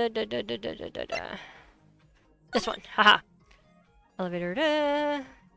Air in the elevator. Traction in the elevator. Try it.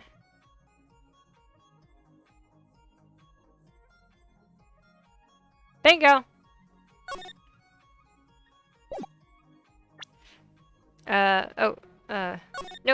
No.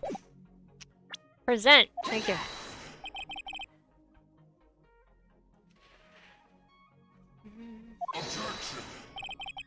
That's quite a large file you have there. Which page is this proof, then? Show us, or stop wasting your time. Very well. Mr. Wright, show us the page. Where is the file?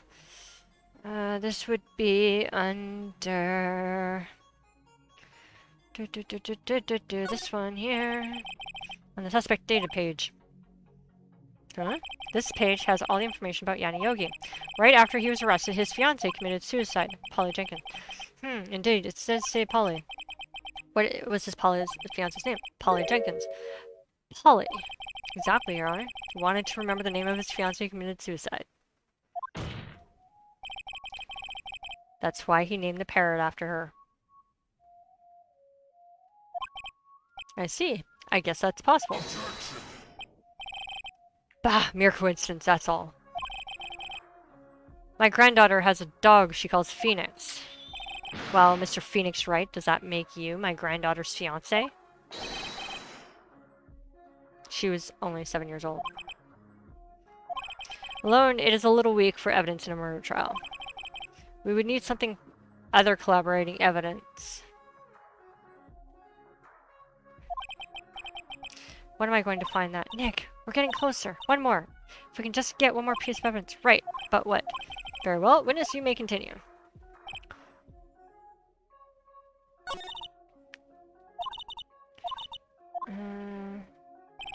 Hello. Hold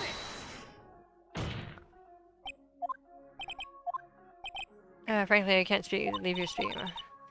I hit the wrong button. Hold it! Witness, you can't just say hello and expect us to get anywhere. Right, what do I say? Ha! Let's do this one. I'll get her to say the number. Huh? Safe. Well, let's just try and get her to say anything, okay? Polly, what is this number to the safe in the shack? 1228. What a reckless parrot. Well, Mr. Wright, you aren't claiming that this number has anything to do with the caretaker. Actually, it does. 1228, the deadline, the limitations is up on 1228. Ha, ridiculous. How can the number to a safe tell us who the caretaker is? Show us your proof.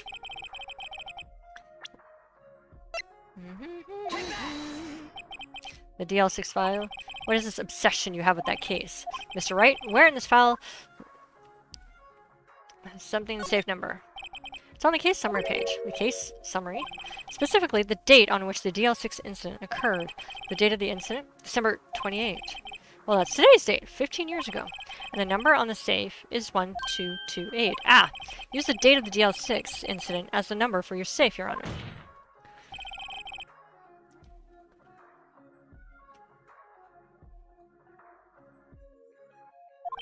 I see. It's certainly an interesting coincidence. People often do set their secret numbers to dates. Bah, this is not tangible proof. I set my ATM card's number to 0001 because I'm number 1.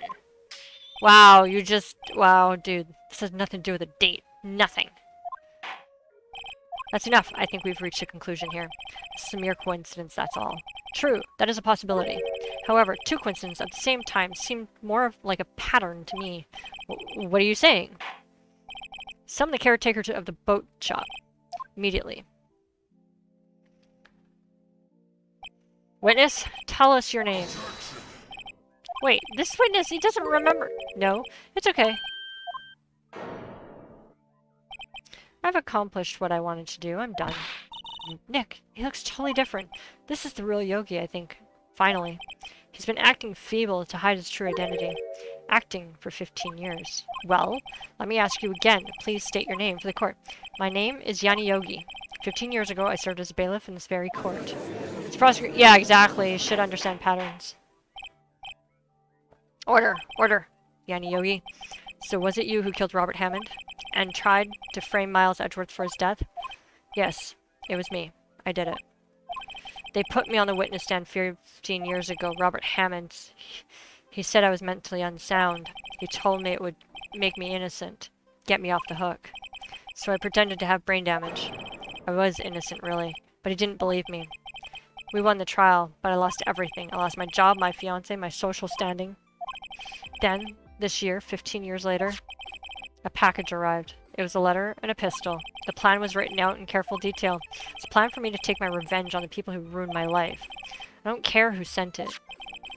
I thought this was my chance after 15 years. This was it. Finally, a chance to have my revenge on Robert Hammond and Miles Edgeworth.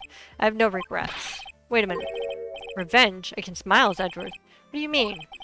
I'm not at liberty to speak on that matter. Why don't you ask Mr. Edgeworth yourself? Anyway, I admit it. I was the one who killed Robert Hammond.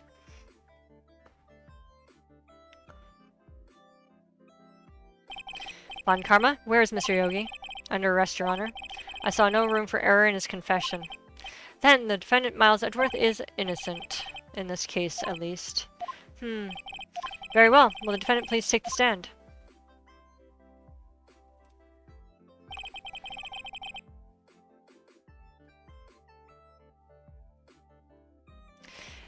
There are a few mysteries left unsolved. Still, you are cleared of suspicion of this particular case, so I would like to pass judgment on the murder of Mr. Robert Hammond. Any objections? I don't believe it. Why isn't Von Karma saying anything? Very well, this court finds the defendant, Mr. Miles Edgeworth, not guilty. I want, like, a very deep voice for that.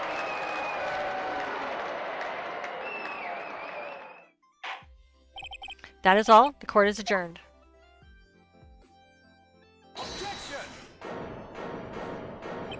Did someone just say objection? It wasn't Von Karma, but that means no. Edgeworth? Your Honor, I object to your judgment. What do you mean? I'm not innocent at all. As we have heard, Yanni Yogi killed Robert Hammond in revenge. But revenge for what? Nick, Edgeworth is trying to confess. He's going to say he's guilty.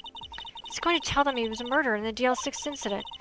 He's going to tell them he killed his own dad. Uh-oh, what do I do? What do I do?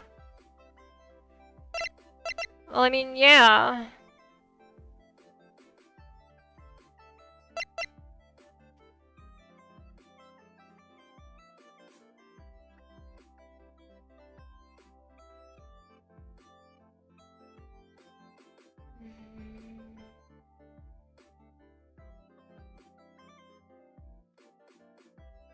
Oh. I mean, yeah, I was, but... No, I'm sure thought about this one long and hard. This isn't my place to interfere. Nick, are you sure? There's nothing we can do about it. This is his problem now.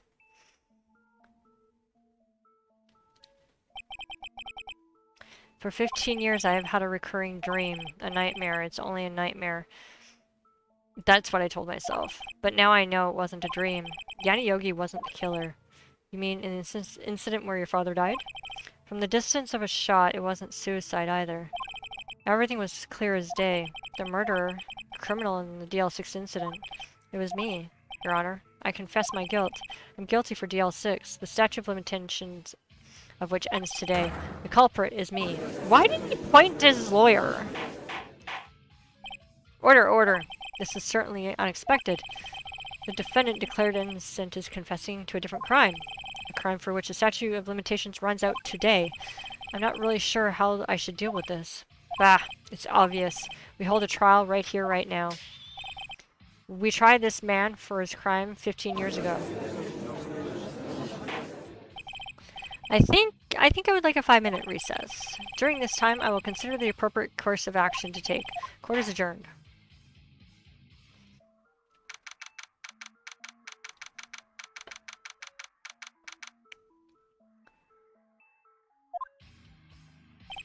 I'm sorry, right? I just wasted all your effort. Mr. Edgeworth? I just don't believe it, sir. I mean, you killed your dad? I didn't want to believe it myself, detective, but it's the truth. I deserve to be punished. Murder is murder, no matter what the circumstances. This is crazy, just crazy! Huh? Nick, what are you doing? Huh? Oh, I was just reading through the court record once more. Getting my case ready. Your case? For what? Huh? Isn't it obvious? I'm going to prove that Mr. Miles Edgeworth is innocent. What? What are you talking about, pal? He just admitted to it. He confessed that he did it in court. I'm sorry, Edgeworth, but I don't believe your nightmare. What? It's just a dream. It's not real. The truth is right here in this court record. In any case, tighten your belts. The real fight is just beginning. I'll prove you're innocent. Trust me. Right.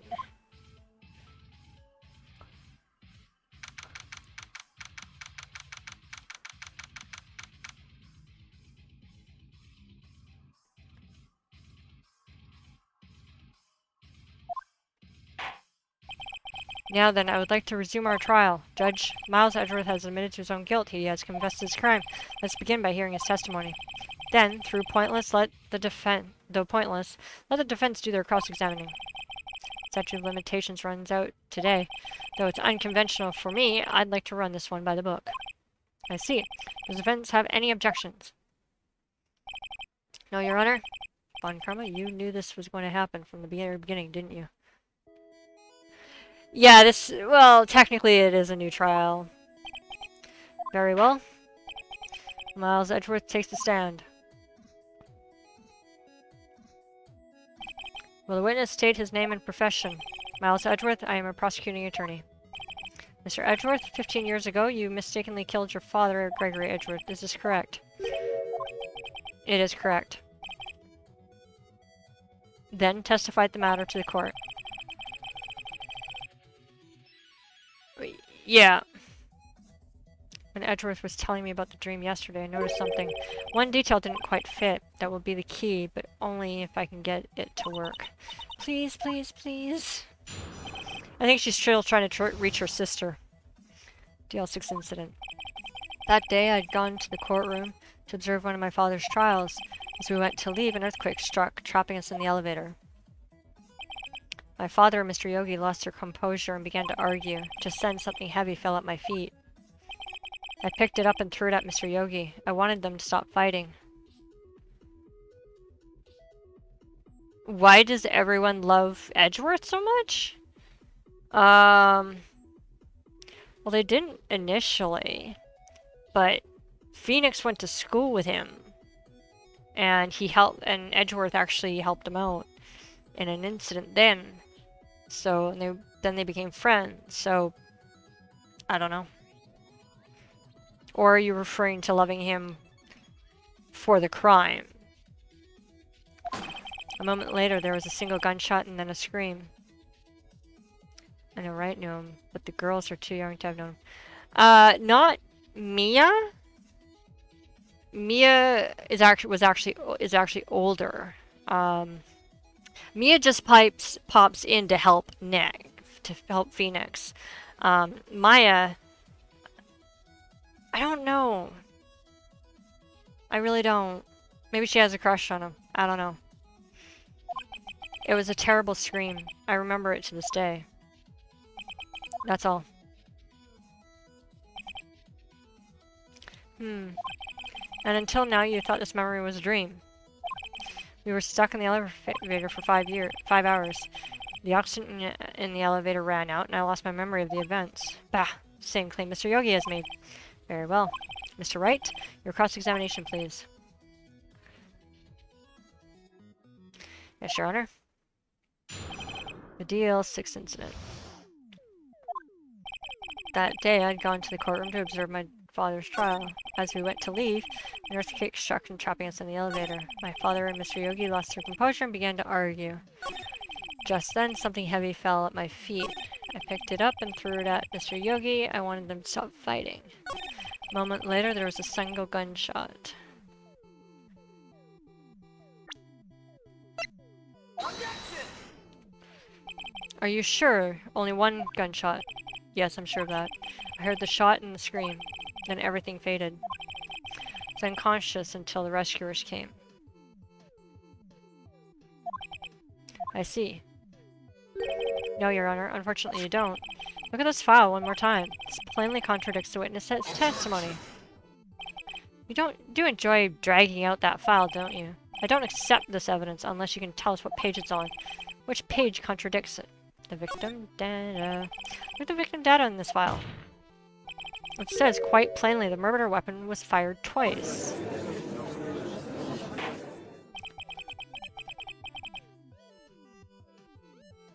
Mr. Edgeworth only heard one gunshot, yet the murder weapon was fired twice. The first shot was the accidental firing when the pistol was thrown. So, who fired the remaining shot? Was there perhaps another shooter who fired that second shot? Your Honor, as I'm sure you're aware, this incident occurred 15 years ago. The evidence is dated. The pistol did fire twice. However, we do not know when the second shot was fired. It might have been fired the day before the incident. There is no proof that the second shot had anything to do with this incident. What? I see. Do you have a point? Mr. Wright? The murder weapon was fired twice, as we have heard. One of those shots was fired by the defendant, a boy at the time. Do you have any proof the shot was fired had something to do with the case? Yes, Your Honor. I think I will be able to show you proof. What? Impossible. Now, Mr. Von Karma. Save your surprise for after you've seen the evidence. Very well, Mr. Wright. Show us your proof. Do you have evidence that the second firing of the pistol is related to the incident? That one. Boop. Look at this photograph. There's one, and there's two. Photograph of the crime scene 15 years ago. I can see that the victim lying there is Gregory Edgeworth. This proves that the murder weapon was fired twice at the time of the incident. The photo proves it.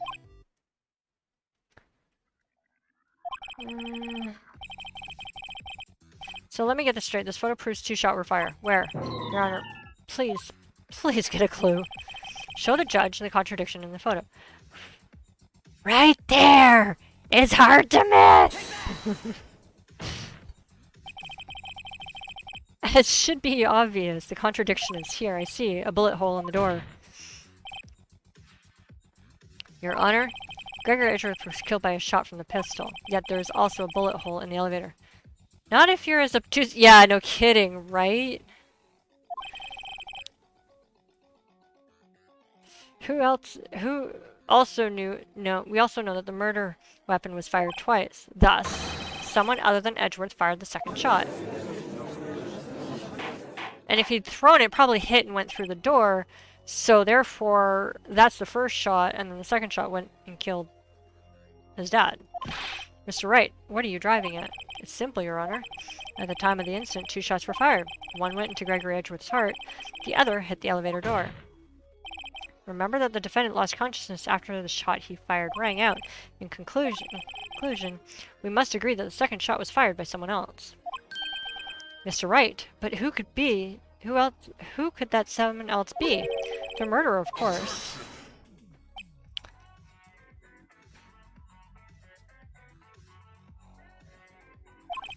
I knew I should have stepped in before your wild fantasies got out of hand. Mr. Wright, look once more at the DL6 incident reports. Look closely. Try the case summary page. The case summary page, that's page 1. Look at what it's written there. Not a single clue was found on the scene. If the pistol had indeed been fired 2 times, the other bullet would have been discovered on the scene. He does have a point. The second bullet was never found. Why? Because the second bullet does not exist. The bullet that claimed Gregory Edge's life was the one fired by his own son. That is the truth of this matter, the whole truth. It was undoubtedly something else that made that bullet hole in the door.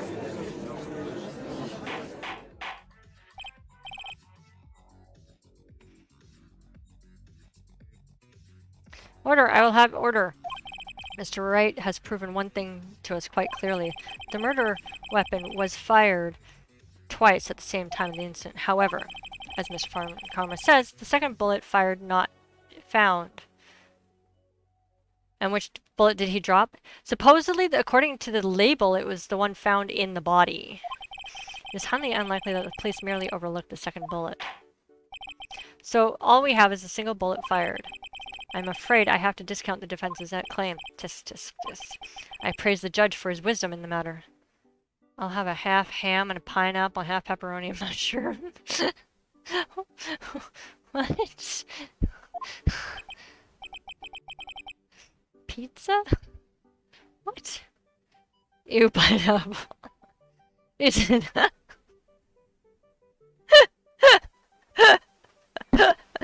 Hey, pineapple and ham are good, Ribbon. It's a Canadian thing, okay? God, how did this happen? I don't believe that second bullet didn't exist. Was I wrong? Have I been wrong about this whole incident? What are you going to do? Why aren't you raising an objection? Okay, yeah. I don't like pineapple on itself. But whenever I have it with any kind of ham, that's probably the only time I like it. I prefer mine raw. I'm sorry, Maya. What? It looks like I was wrong. Nick, if the second bullet wasn't there, then all my conjectures are nothing. No, but you said you'd do it, Nick. You said you'd get Edgeworth declared innocent. I'm sorry. It just, when I saw the photograph, I thought that 2 shots had been fired. Yeah, no worries. You go have your Zoom meeting. I'm so certain of it. I thought I'd won. I thought there was another person, someone else who fired the killing shot, but now I was wrong to think it could be that simple. This case has stood unsolved for 15 years. Nick! Well, it seems that we have finally cleared up this incident. Only 1 bullet was found at the scene of the crime. That one shot by Miles Edgeworth. Precisely. I would like to ask one thing of Miles Edgeworth before passing the verdict.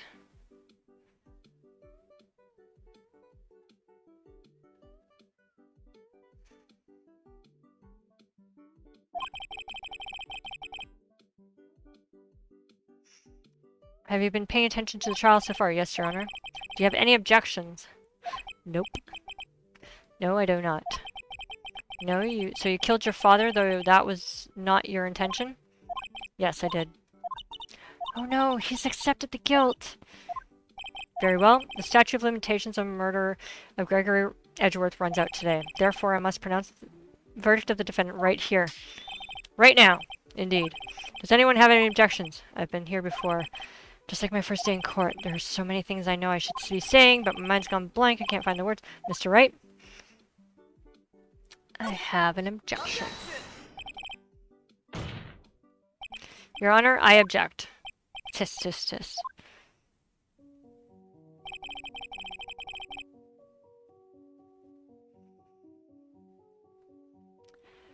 On what grounds do you object?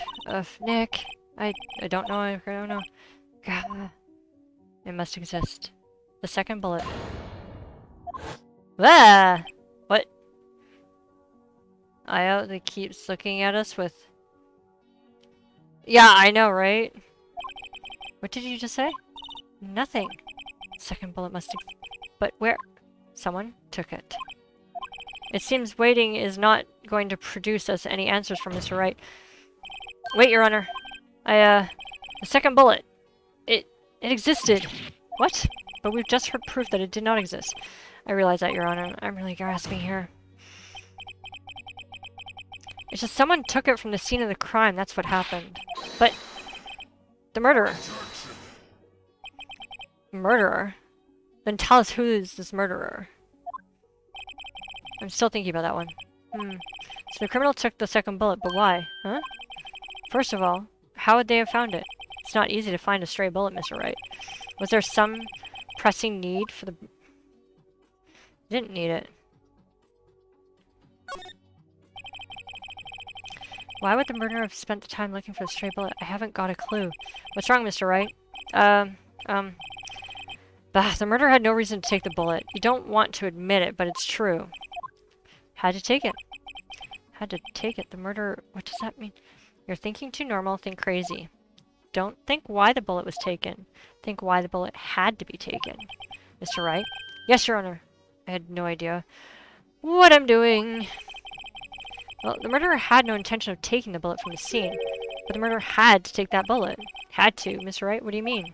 Well, for instance what? Maybe the bullet, hit the murderer? The bullet hit the murderer? Just saying, for instance. I mean, if it hit you, you would have to take it with you, wouldn't you?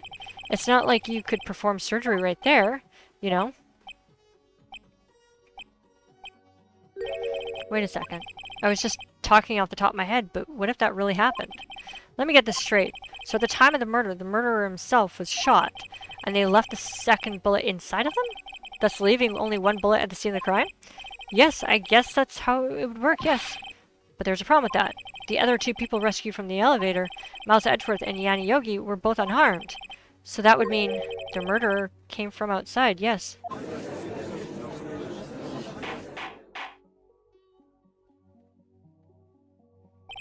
The two men fight inside the elevator. Trying to stop them, the boy picks up the pistol at his feet and throws it. The pistol discharges and the bullet goes through the elevator door and hits the murderer outside. The boy loses consciousness. Then the murderer opens the elevator door and sees the men inside. Mr. Wright, you are a truly unpredictable defense attorney I've ever known. I can tell you're grasping, yet I cannot deny the possibility of what you say. What are you saying? Deny it, deny it. No one involved with the incident was wounded. There was no murderer. No one was wounded at the time of the incident. He's right. I can't think of anyone. Hey, Nick. Huh? Just thought of something really crazy. Crazy? Remember what Mr. Grossberg said yesterday? Gregory Edgeworth dealt a blow to his perfect trial record. Wow. It must have been quite a shock for Von Karma. Then he's not guilty? He took a vacation for several months after that. An unusual event for the man. That was the first and last vacation he'd taken in many years of prosecuting. What if Von Karma didn't take the vacation because of shock? He took it because he was injured. Which would mean, it could only mean one thing. He was the murderer in the DL6 incident. He was the man who shot Gregory Edgeworth. It was Von Karma. Oh man! Something wrong, Mr. Wright. You seem dazed. No, Your Honor. Well, you have indicated the possibility the murderer came from outside. Can you give us the name of the suspect? No. Should I come out and say it? Say it now! Say it! Your Honor, there is a suspect. One lone suspect. Well, this is certainly interesting news. Very well, Mr. Wright. Who is your suspect? My hands are shaking. What? Von Karma. Von Karma?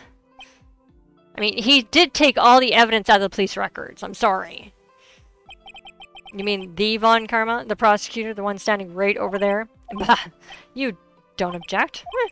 I see no need. Why honor this ridiculous outburst with my objection? Because you took a vacation for several months starting the day after the incident, yet you pride yourself on a perfect record. Why would you take such a long vacation without any reason?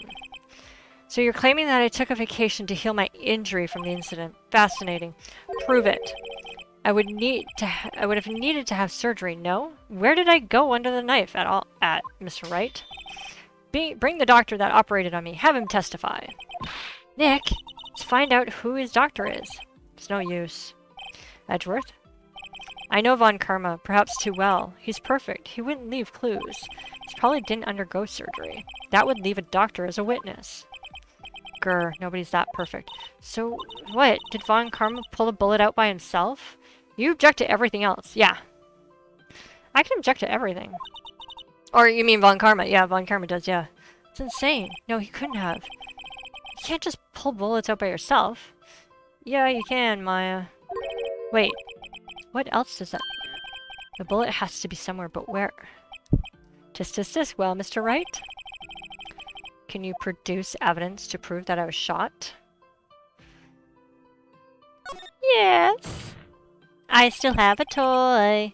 Alright, Von Karma, I'll prove it. I'll use evidence. I know how you like it so much. What? Evidence that proves Von Karma was shot. Bingo! The metal detector. I wish I had still had the dog, though. Von Karma is perfect. He wouldn't risk surgery, leaving any evidence trail. So then I ask, where is that bullet now? I think it's unlikely that Von Karma performed surgery on himself. You don't mean... Yep. I do. There's a possibility the bullet is still inside Von Karma. Is that even possible for all these years? Yeah. World War I soldiers had shrapnel and bullets stuck in them for decades. And they were made of lead, whereas the current bullets are not. Well, there's one way to find out. Yeah, and lead doesn't decay in the body. Why are they still made of lead? Oh, that would suck. There's one way to find out. We could use this metal detector. I know how these things are used, so it's kind of funny. How do you think they cast them? Well, I just, you know, copper jackets and whatnot. Well, Von Karma, I'm going to run this over you and see what we find. Now he objects. Haha, look at him. I refuse. You refuse? But refusing this means you acknowledge that the bullet is still inside you. Somewhere. Jacket. See, I don't use guns, so I have no idea. Unless they're paintball.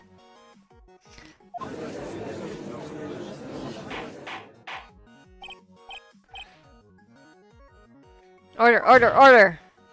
Big Mac and fries. Your defense requests that we be allowed to use the metal detector. Judge, I call for a suspension of this trial. This is an invasion of privacy. The statute of limitations runs out on this case today. It is you who said we had to end it right here, right now. Yeah. Enough. I permit the use of the metal detector. Von Karma, you will submit yourself to the testing.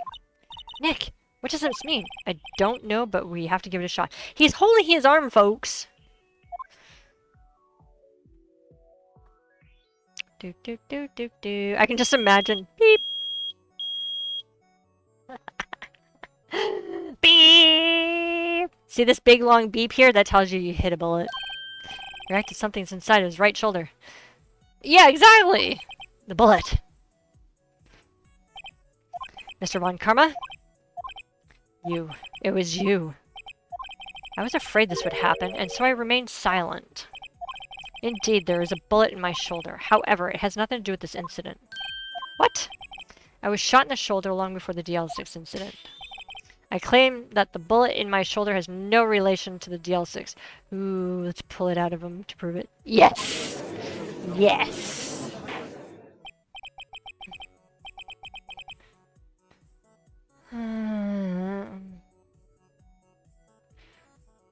But, Mr. Parker, can you prove that? Prove?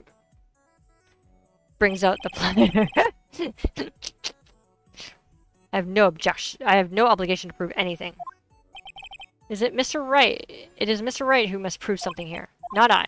Mr. Wright? Well, can you prove it? Can you prove that the bullet in Von Karma's shoulder was from the DL6? Of course you can't. You don't have any of the DL6 evidence. It's because you took it out of the records room yesterday. Yeah. He has to prove his innocence. With no proof, he cannot convict me of any crime. So sorry, Mr. Wright. No, I'm not the one who's sorry, Mr. Von Karma. What? You were close, one day away from freedom. But you see, I have proof.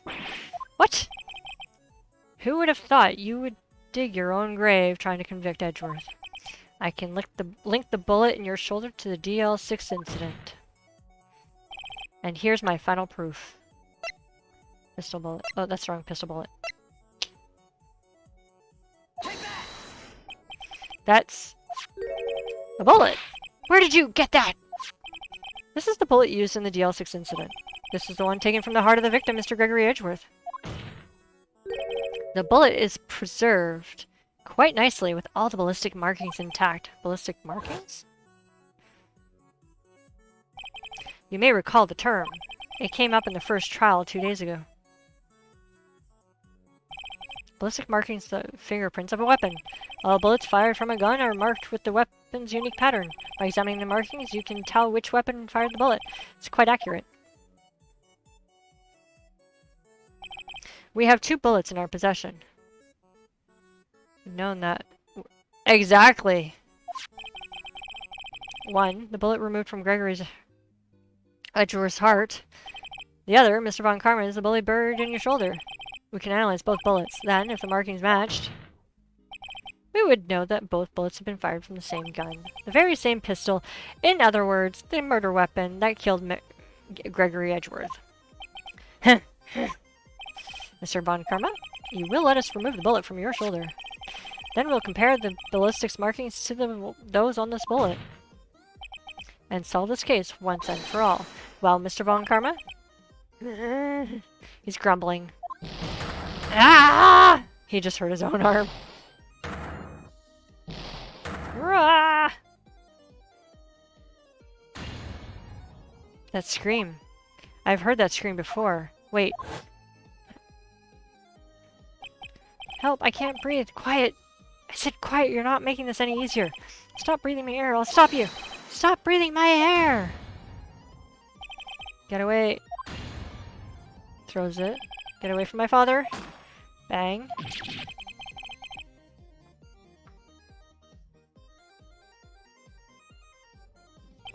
It's that scream I've heard in the elevator 15 years ago. Von Karma, it was you who screamed! Yeah. Not intentionally, of course, but... Mr. Von Karma?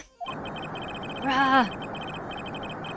Worth, only you would dare defy me! So, it was you. You and your father are my curse! Your father shamed me with the penalty on my record. And you left a scar on my shoulder that would never fade.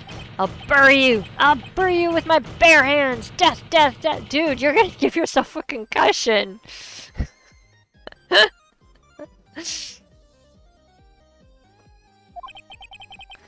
Chief Prosecutor, I am sorry. Von Karma, it's not like you to make this kind of error. I never would have thought that Edgeworth would be the one to catch you. It was careless. I'm sorry, but you will have to be penalized. I've covered for you in the past, but not this time. Edgeworth! It was a shock like none I'd ever known. Me, penalized! It took hours for me to regain my composure. Suddenly I found myself in the darkness. Yeah, no big loss. I was in the court records room. I must have wandered in there without thinking where I was going. The room was pitch black. The lights must have gone out. Went out into the hall and felt my way to the elevator, pressed the button, but nothing happened. Then, there was a noise. I was in pain, a horrible burning pain in my shoulder. Just then the lights came back on. The elevator door opened before my eyes. Why did he have a gun? Is my question. Or is that the gun that killed him? No, I guess it would be the gun that killed him. Saw 3 people inside, all lying unconscious from oxygen deprivation. Much to my surprise, a pistol lay at my feet. He picked it up off the floor, yeah. I knew then. It was destiny.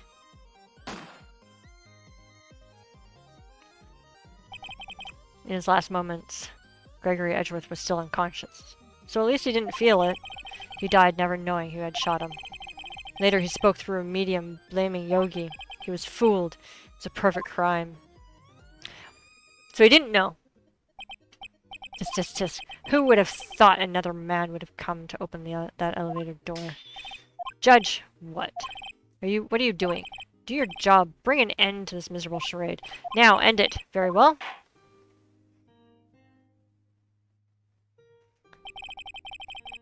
It appears that we have come to a very long end of this maze. 15 years later, Mr. Miles Edgeworth? Yes, Your Honor. You were innocent. You are innocent. As you said, it was a nightmare. Yes, Your Honor. This court finds the defendant, Mr. Miles Edgeworth, not guilty.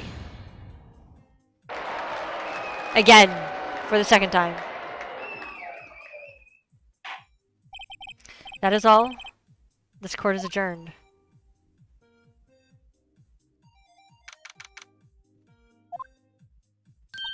Nick, we did it! Did you see his face? Von Karma looked even paler than usual.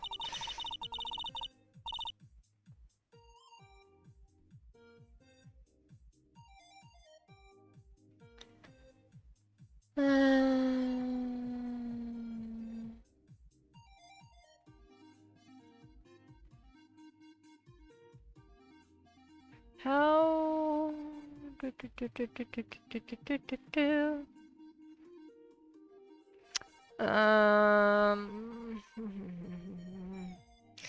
Was he pretending to be all cool? But inside you crushed him, Nick. Crushed!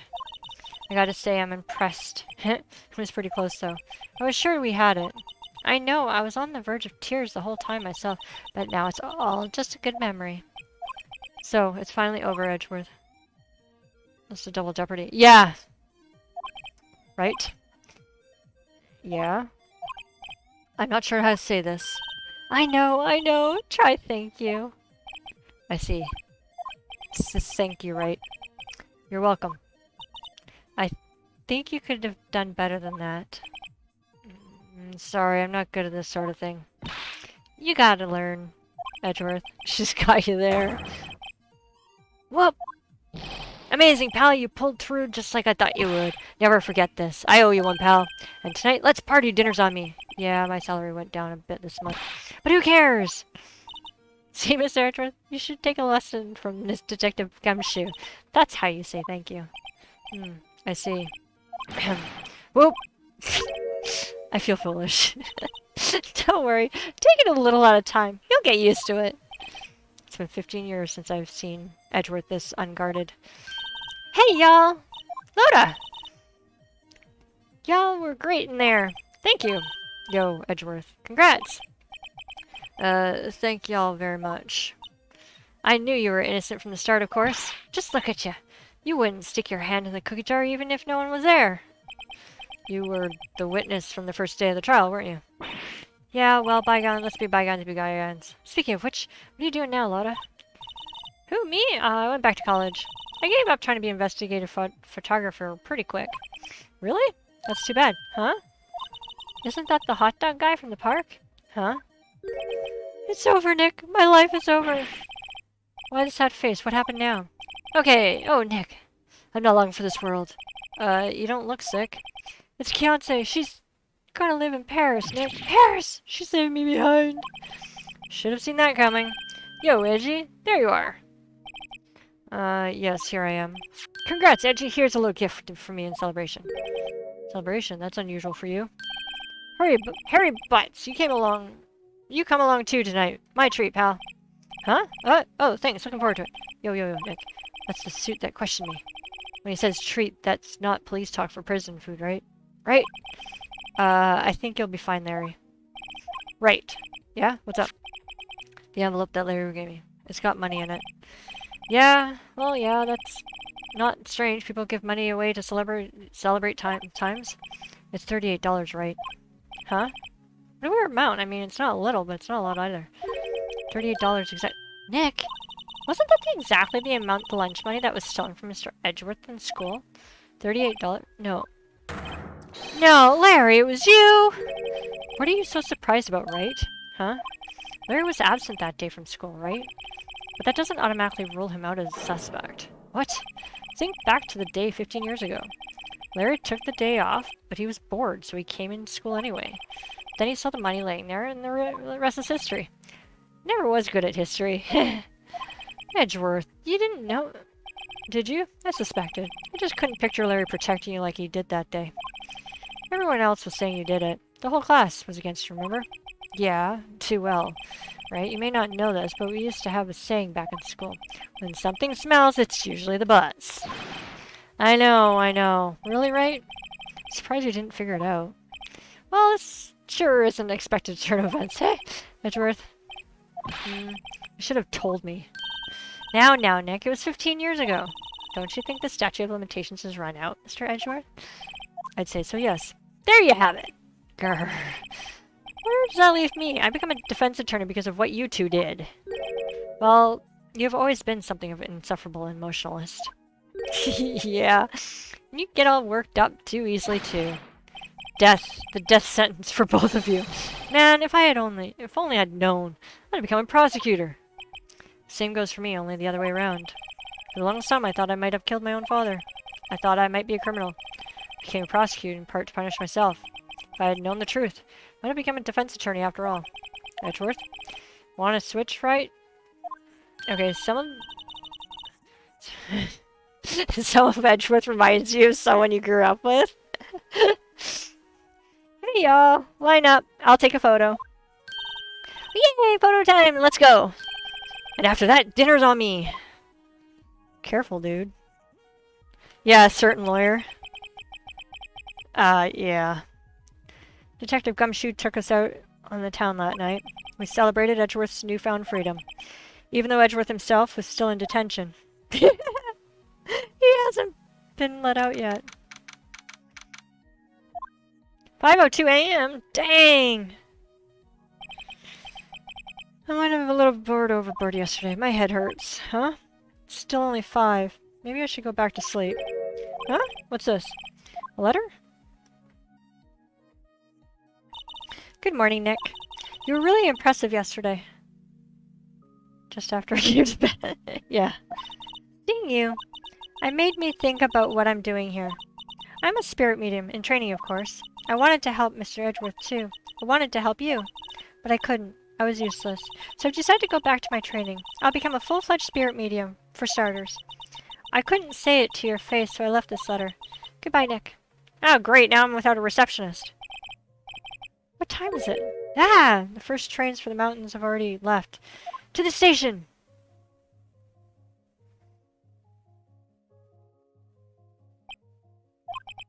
I guess I'm too late. Hey! Nick! Maya! So you're leaving? Yeah. It's hard being a spirit medium who can't talk to spirits. And I think you'll do fine without me, Nick. Be good, okay? Hey, get back here! I ain't done talking to you yet. Wait, what? I never could have saved Edgeworth without your help. Huh? On the last day of the trial, I heard her. I heard Mia's voice. You heard my sister? Yeah, only her voice, but still. It was at the very end when I thought we'd lost everything. Well, that's my sister for you. Detective Gumshoe helped, and Mr. Grossberg, and even Larry. I'm the only one who couldn't help. I was useless, Nick, but you were the one who stopped Von Karma, Maya. Huh? I didn't do anything! All I did was wander around in a daze. Sorry, but I have evidence that you helped. Evidence? Show me some evidence to cheer her up.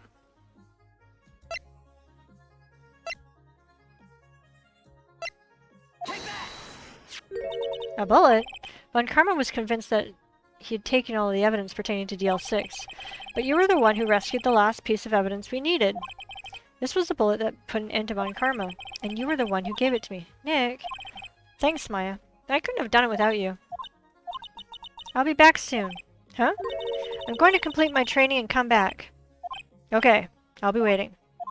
Of course you will. You can't run that office by yourself. You're hopeless. I don't know about that. So, this is it. See you soon, Maya.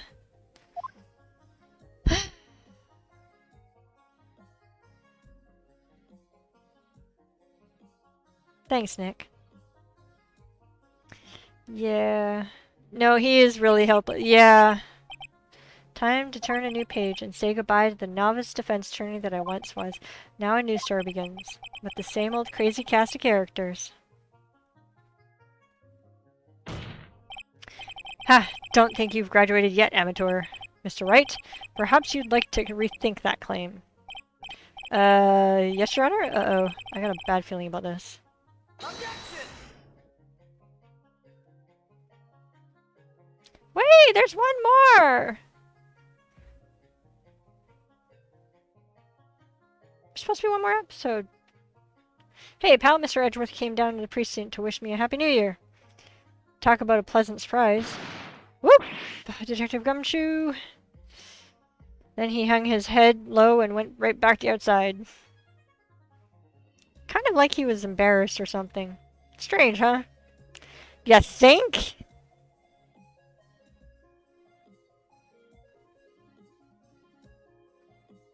There is. I have one more episode on this game. Huh? Nick? Nah, I haven't seen him lately. But who, me? I've been working at a cheese shop. That Missy's a nice lady, but she's not exactly what you call a cheap date. Huh? Oh, she's in Hawaii right now. Yeah.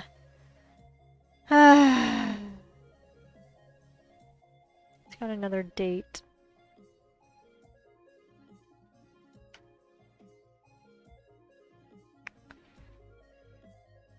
Who? Right? Yeah, I remember him. I hear he's been busy lately.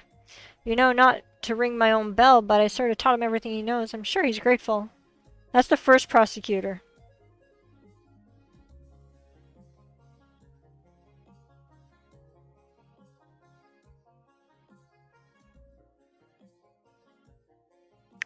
The bellboy. Phoenix Wright? Ah, the defense attorney from whom I wrote that affidavit for, yes. Oh, you should know. I've taken over management of the Great Gatewater Hotel recently. Should you be in the area, please stop by.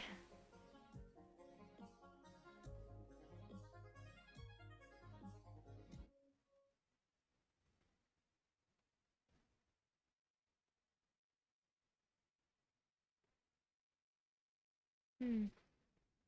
Phoenix Wright. Ah, yes, Mia's understudy. I wonder how he's doing. Haven't seen him of late. Ah, the days of my youth. Like the scent of fresh lemon, you see? He saved your ass from getting, blackmailed. Security guard. Phoenix Wright? Is he an actor? Well, I'm not buying it. You can't be a star with the name Phoenix. Did you know that there— blah, blah. Right, she does this whole thing. I forgot she starts blathering. So this came out for the Game Boy Advance. I'm pleased to announce I'm sure that Mr. Wright, of course, keeping my face out of the public eye is still shows over. Wouldn't want to ruin any kid's dreams, you know.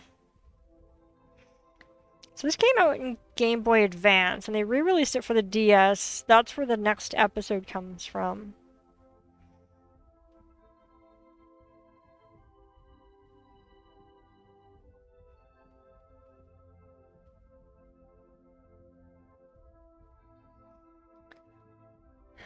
She says she can't buy them where she is. What kind of place is she living at anyway? Yeah. Joaquin Phoenix, yeah.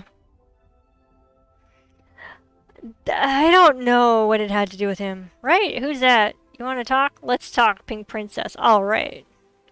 But you know, I snuck into the studio the other day. And I saw her, the one inside the Pink Princess suit. Ah, what a dog. It was kind of a shock for a boy of my tender age. uh, oh, that's awesome. Lotta! Yeah, I remember, right? That lawyer guy. Oh, me? I'm in training to become a paranormal photographer. You know that picture I took of everyone? Well, just behind them, there's this ghost. For real. Now that's a talent. I'm gonna be famous. Show me the picture.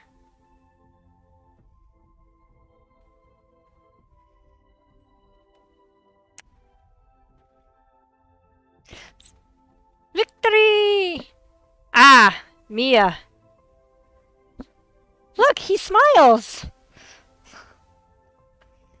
I think I will call this here for now, guys. We'll do the next episode. Wait, what? See? A brand new episode has been added. This comes in with the DS version. So we're gonna do this one tomorrow. Because I'm hungry. And I'm gonna see if I can get Sanjin to make some dinner here.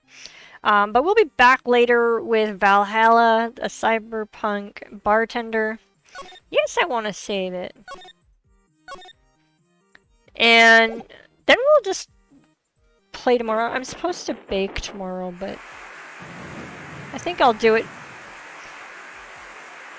later. So let's just— oh wait, hold on. Give a little teaser here for you.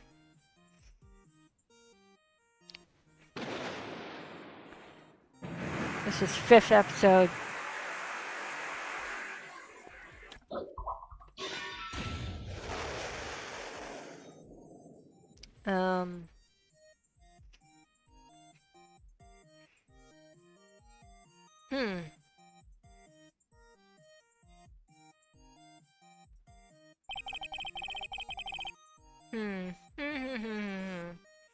So we're gonna end it there. And we will be back, like I said, later with more Valhalla, cyberpunk, bartending, and then we'll do this tomorrow while I bake. It's gonna take time to cook all this stuff, so I can do that from here. So thanks for hanging out, and let's see who's all out there in the meantime. Do. Who's all out there? Let's go raid Snowman. Just for fun. So, we'll be back. I hope you all come back and join us for Valhalla. And we'll catch you in a bit. Laters!